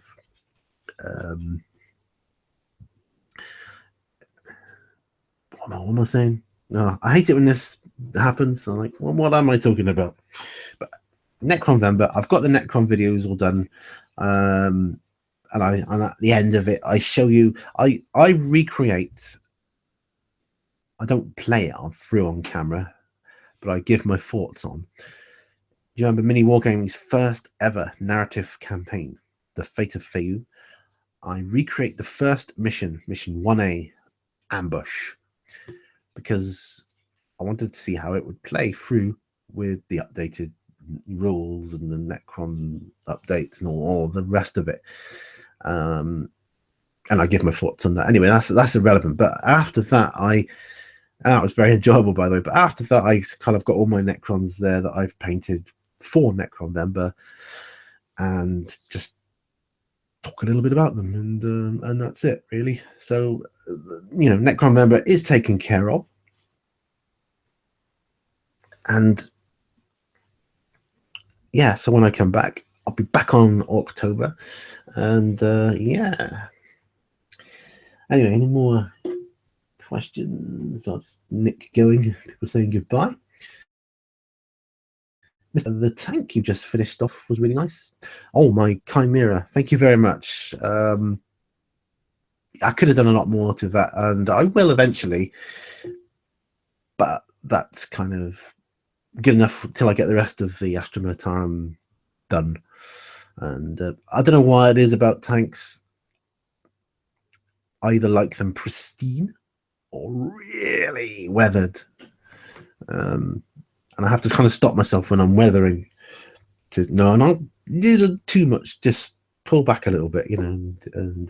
But I can't help it, you know.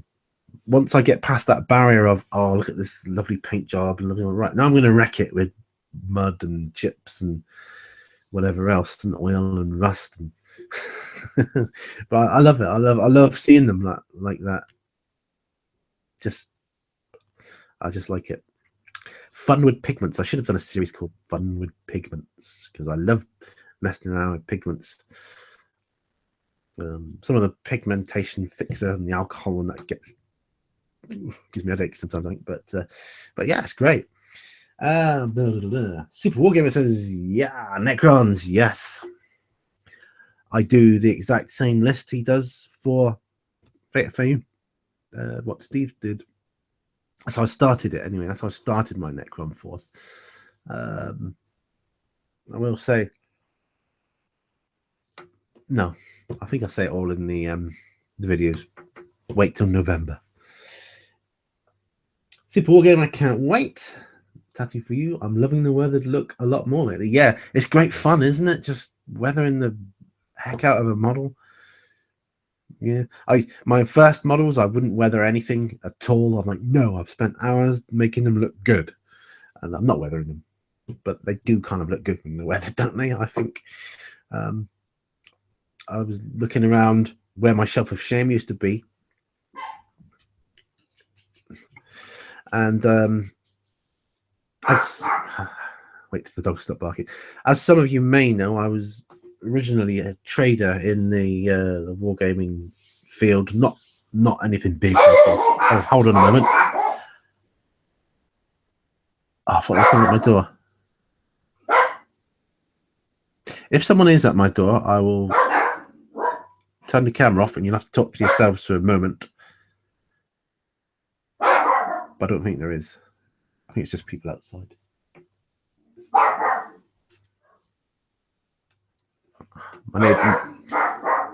My neighbour borrowed a ladder off me, you see. So he's probably moving it around his side of his house and looking at his guttering or whatever. But I can't see him in the garden anyway. But what was I saying? Weathering models. Yeah, you think I've spent hours making these models look pristine. I'm not going to make them look muddy, but they do look good. And that led me onto my old shelf of shame, which is now empty. Yay. But when I was trading before, I know it was only on stalls and things. It wasn't anything grandiose like a shop or anything. Nothing, certainly nothing like Martin McNeil's got over at War Games, and that is phenomenal, by the way. If you don't know Martin McNeil and War Games, go and check it out. It is awesome. Must go and visit there sometime. But anyway, yeah. So I was just trading things like, well, things like, you know, some of the old stock lying around here, like packs of cheap brushes, glue guns, things like that, for modeling and things, you know, steel rules, glue, that kind of thing, and a lot of Airfix models. And I found an old Airfix tank. I forget what model it is, but I might build it just for the sake of building it. And I could use that for tutorials, perhaps, maybe weathering techniques and different things, and have a bit of fun with that. So that way I'm not wrecking my expensive models if I did wreck it, which I won't.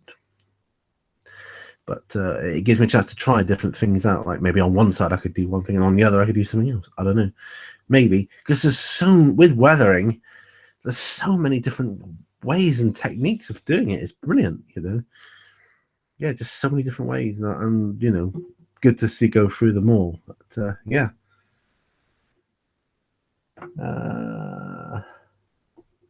JS Idaho says that Chimera looks great indeed. Thanks for the pigment info, Pete. Oh, you're welcome.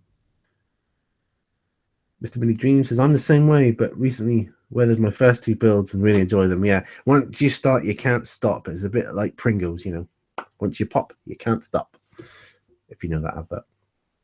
Yeah, so once you start weathering, and I mean, pigments are enjoyable. I enjoy using pigments, except for the mess, because you get it everywhere, don't you? But you get better at that over time, I find. But there's so many different pigments that you can get. I love it. You know, everything from sewage muck to desert sand. You know, it's just great. And those are actual names of pigments that I've got, by the way. And yeah, and I like the I do like Vallejo's mud and earth effects that you can get. You can get it in like big pots, and you open the top, and it looks like chocolate spread. You think, ooh, I could just spread that on my toast. But I don't imagine it would taste very good. So yeah. Well, we got 10. It's now 10 to 3 in the afternoon for me here. So blimey, almost at 2 hours. How the time flies. How the time flies when you're having fun.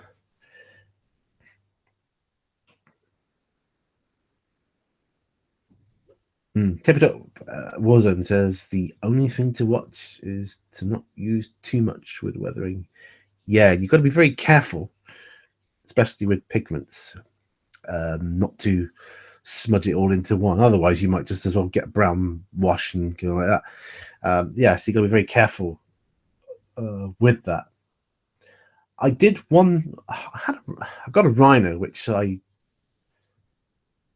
got it from eBay actually, and it arrived. It wasn't painted brilliantly, and it wasn't actually built brilliantly. I noticed it wasn't put together the best of ways, so I decided to destroy it and make it, like blown up and stuff. Got my wife's acetone. She used to do nails at the time, as a sideline to her main job. And she was got this bag of acid, just soaking it with acetone along one side and sealing it in a bag, and the acetone just melted through the side of there. This rhino that looked like it hit with a rocket or bomb, so it looked good. It was fun to do.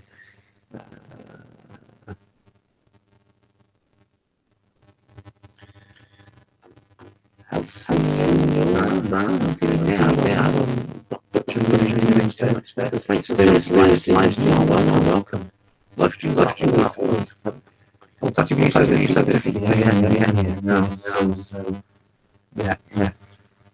So it's 9 for you, 3 in the afternoon here. Yeah. So that is 6 hours, isn't it? Yeah, 6 hours.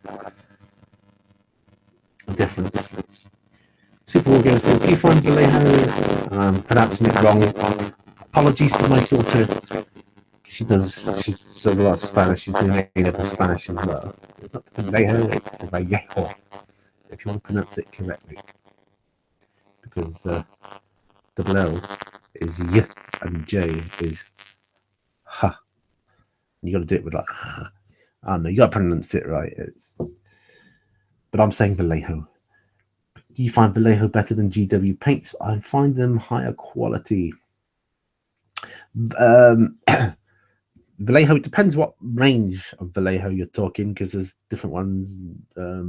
There's Army Painter and there's Game Painter, and there's various ranges, but they're all made by Vallejo. I'm saying Vallejo, but they're all made by them. Some of them are better than others. Some of them are too watery. Some of them are too the Zombicide paints, for instance. I don't think they got the consistency with the pigments quite right on those. It's like the pigment thick, and yet it's something not quite right. But you still need a lot, like more than one coat in a lot of instances. It's like thick to the point of paste, some of it, but if you kind of thin it down, it's just too. It's just I can't put my finger on it. But to answer your question, generally, I can't really answer it generalistically. I think some are and some aren't. As a rule, I find GW paints pretty good quality. I think their shades and washes are the best. When you look at other companies' inks, they're not quite as high of a standard, I don't think. They are a high quality paint, but they are expensive. GW paints are expensive, but I always use GW paints as much as I can in tutorials and things like that, just for the simple fact that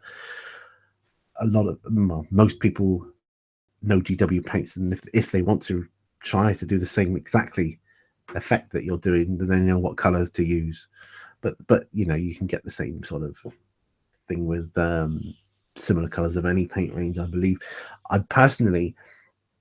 I like the P3 paints. I love them. In fact, their P3 paints are better for using. I think their viscosity is better, but I don't think they age as well as GW paints. Some GW paints.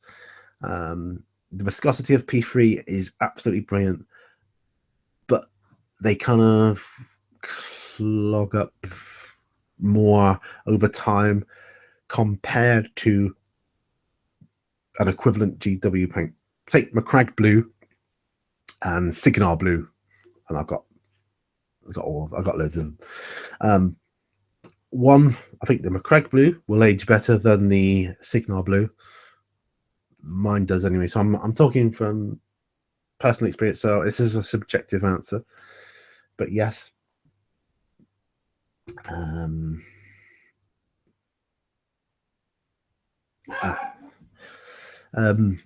So what am I saying? I do lose my thoughts. Yeah, P3 paints. Now, my friend Ralph has suggested I try Foundry paints because same company as P3. And one moment, I'm going to mute the microphone just momentarily.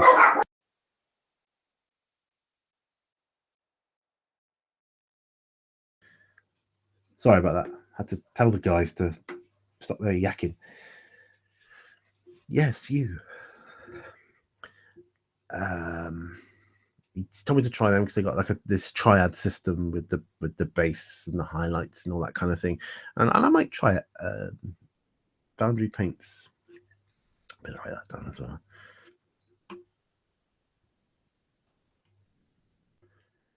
Was one of the things I was going to try.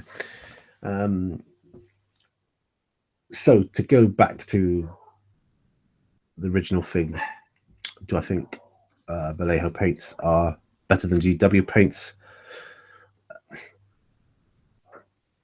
You got the worst of Vallejo and the best of Vallejo, and I think it's such a big gap. It's difficult to say overall because I've got a boatload of them, you know, and I'm going to have to come up with a better way of storing them. I don't want to get too many more paints, so I keep adding to them because, but it's kind of you need enough paints to rotate enough that you're using regularly. Otherwise, they just dry up and become useless.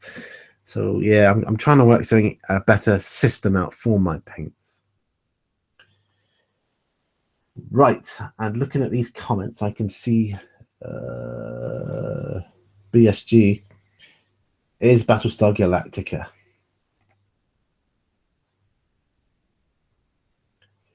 And yes, I've seen all those. I've got all those, and I'm trying to talk. I'm trying to talk my daughter into watching that with my wife and I, which seems to be okay. Yeah, I'll give it a go. But yeah, I got all those. That was a great, fantastic series, and I liked the original as well. And I like some of the little nods they make to the original series. It's great. Sound is cracking again. Right, I'm going to try.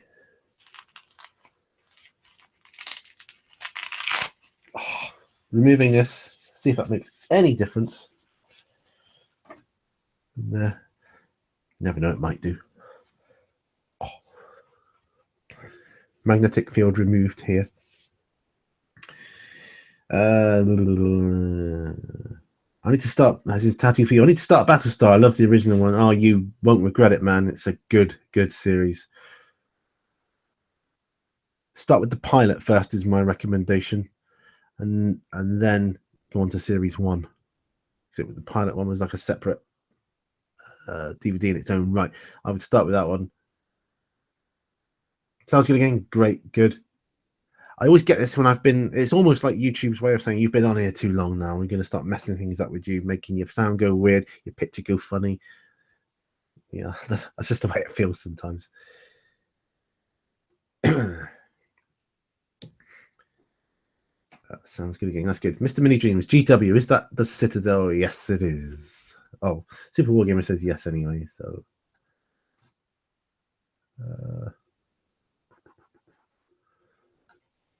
come on, just scroll a little bit, not too much.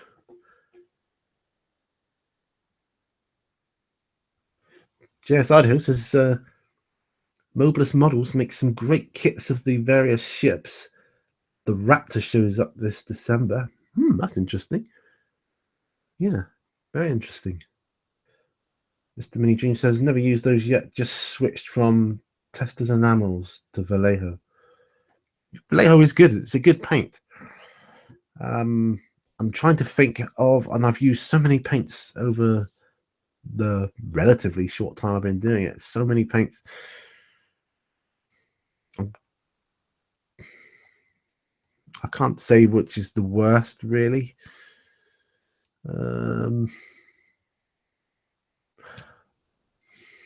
I can't say, but overall, all the ones I use, GW and Vallejo, very good, and P3, of course.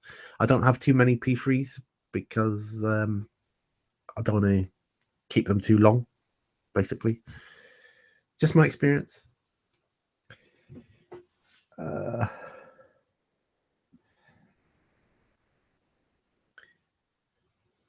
But in general, acrylic paints, I just think the fantastic, best thing to ever happen to our hobby, acrylic paints.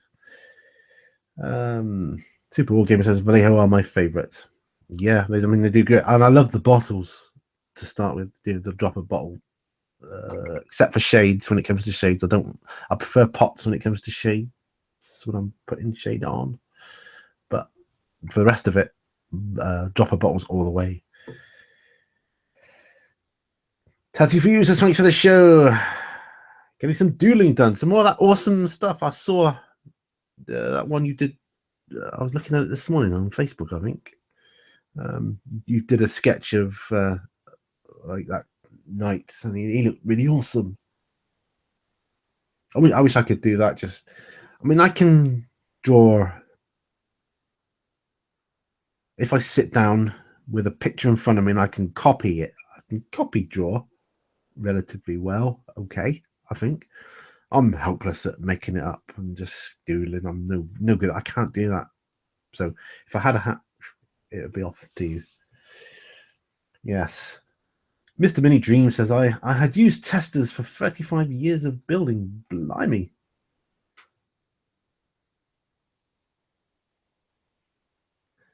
Tired of them drying out, so throwing them out made the switch. Yeah, you won't regret it. You won't regret it. And I always use the little the little ball bearings you can get from Green Stuff World. Because they're specifically made to agitate the paint. You just pop a little ball bearing in and you hear it rattling. I know you probably use them anyway, but that always helps to stop your paints drying out as well.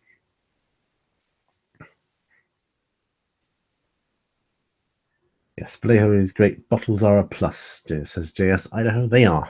It's a good range, and they're easy to stack as well. They're in a either a shelf or a paint bottle or rack of some sort.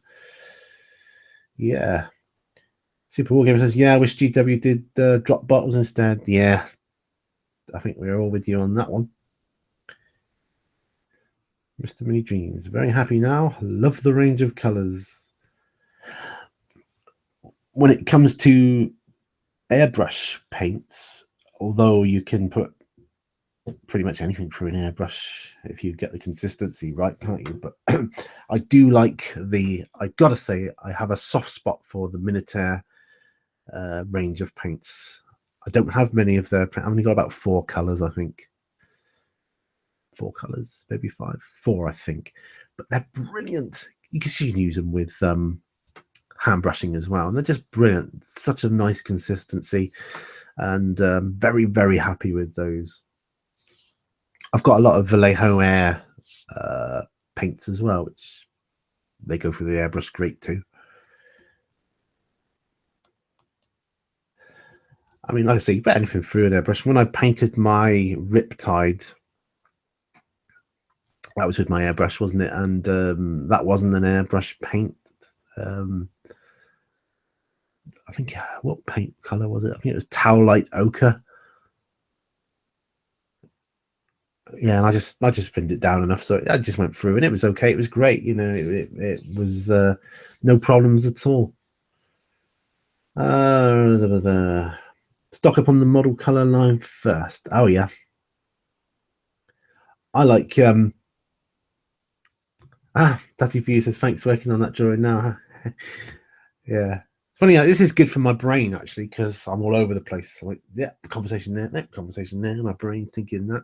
then it forgets, and then I have to go back to that again. That's how my brain works. Yeah, no, yeah. All about some, that's how my mind works. It takes so long. Yeah, and I like stocking up on the colours. I like to get myself charts of the ranges, and then I like to tick off the ones I use, and I can look on a chart. I know it isn't super accurate color wise, but it gives you a rough idea, and I think that might look good.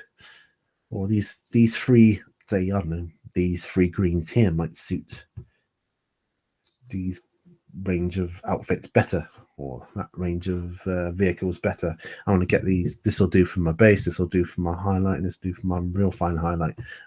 Stuff like that. That's why I like. If I've got projects in mind, like my Orc Bomber, I know I want to use angelic red for a lot of it, and I happen to have that in the Minotaur paints. So yes, or is it angelic blood? Angelic blood, I think it's called. It's a nice red.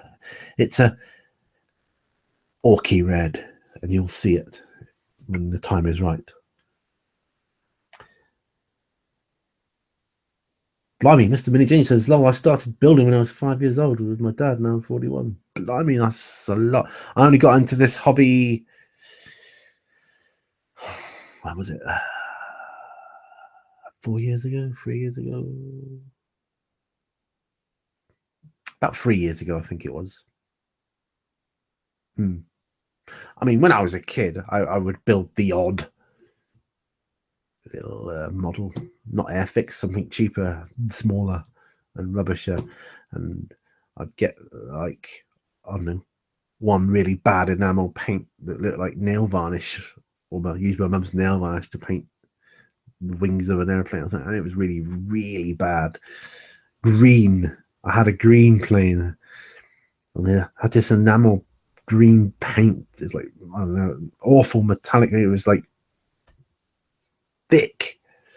Galoop it on, Any detail that might have been on the cheap model was lost. But that's my experience of it. Yeah, I only got into it about, say, 3 years ago when I was writing a book, and I needed to visualize a certain scene in the book I was writing, and it involved trees. And I went into my town center.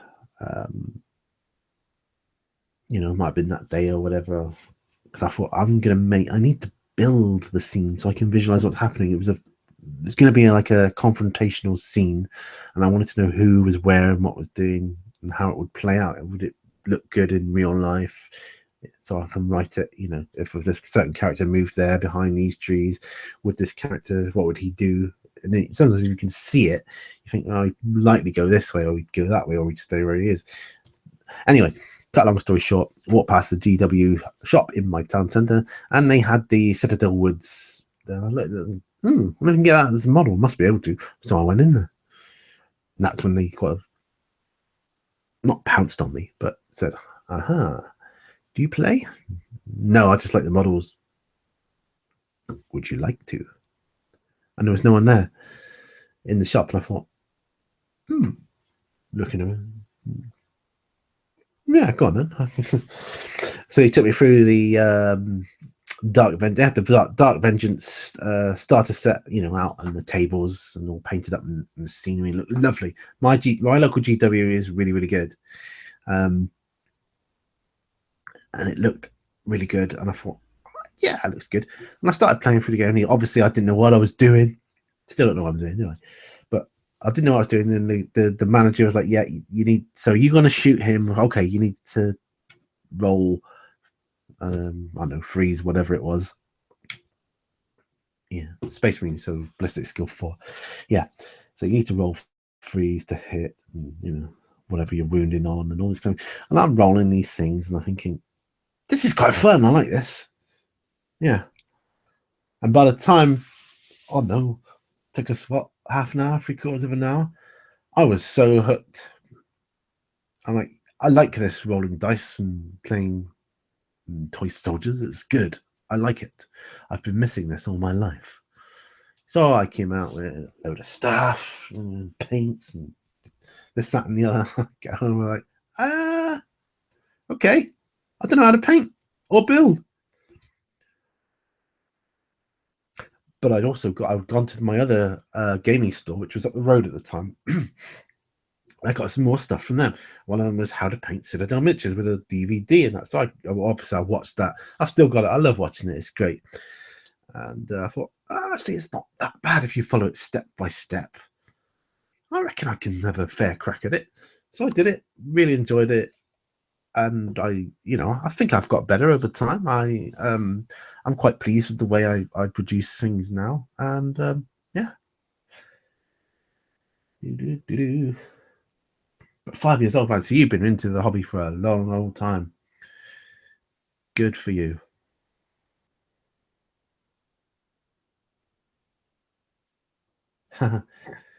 New blood, yeah.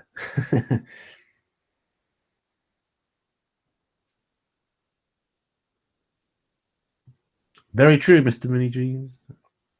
Do what makes you happy. Do what's right for you. That's all you can do, really. Um, my philosophy of life is, so long as you're not imposing your will upon someone else that doesn't want your will imposed upon them, do what you want. If it makes you happy, do it. Like I say, we've only got one life to live, as far as I know. So, be happy as you can. I mean, we're not always happy all the time, but just being happy increases your well-being. Laughter increases your well-being, and just a general feeling of I like my life. I wish I didn't have MS. I wish I wasn't in the position I'm in now. I really do. But that said, I love my life, my family, my life, the situation I'm in. I wouldn't swap it. I would not swap it. If I could snap my fingers and be instantly healthy, the fit, healthy young man I used to be, but have to give up my family and situation I'm in now, no way. I'll stick with what I got. Thanks. That's how I feel anyway, and that's just the way I am. But yeah, it does, Richard. This hobby, it is for us. It does help us get away. I mean, my legs are hurting as we speak here. Like it feels like someone's like lit the kindling around them, and the fire's creeping up my legs now. But it's not overpowering because I'm concentrating on this. But if I had this is a dice. I know I haven't got any figures here. But if this was a miniature, and this isn't a brush either, but then if I was painting it, I'd be so focused on getting that line straight, and it kind of overrides the pain factor, doesn't it? It makes you think, yeah, and all of a sudden your day's over, and it's like, wow, I've got through today, and I'm been too bad. It's not been bad at all.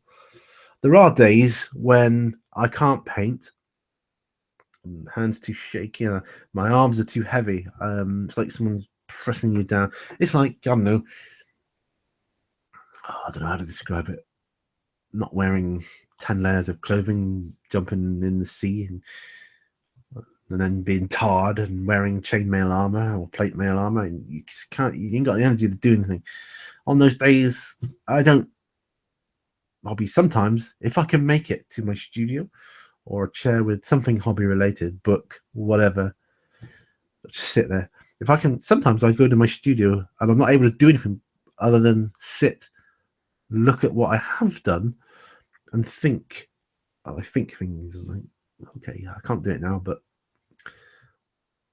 I want to paint those guys red.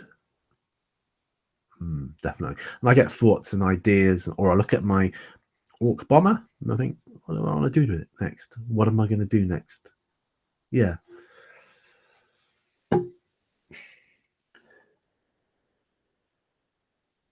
Tabletop Warzone says, over time you've improved very much, bud. The painting is really good and keeps getting better. Thank you. That means a lot coming from any of you guys in the hobby community. That means an awful lot, because many times in life, I've seen people, not about the hobby, but different things, say, "Oh, look what I've done," you know, and then just other people poo-poo it, and then they don't. Oh, I'm not bothered with that. Then I won't do it anymore. You know, and I just think, oh, that's a shame. You know, how many people get put off by overly critical feedback? You know,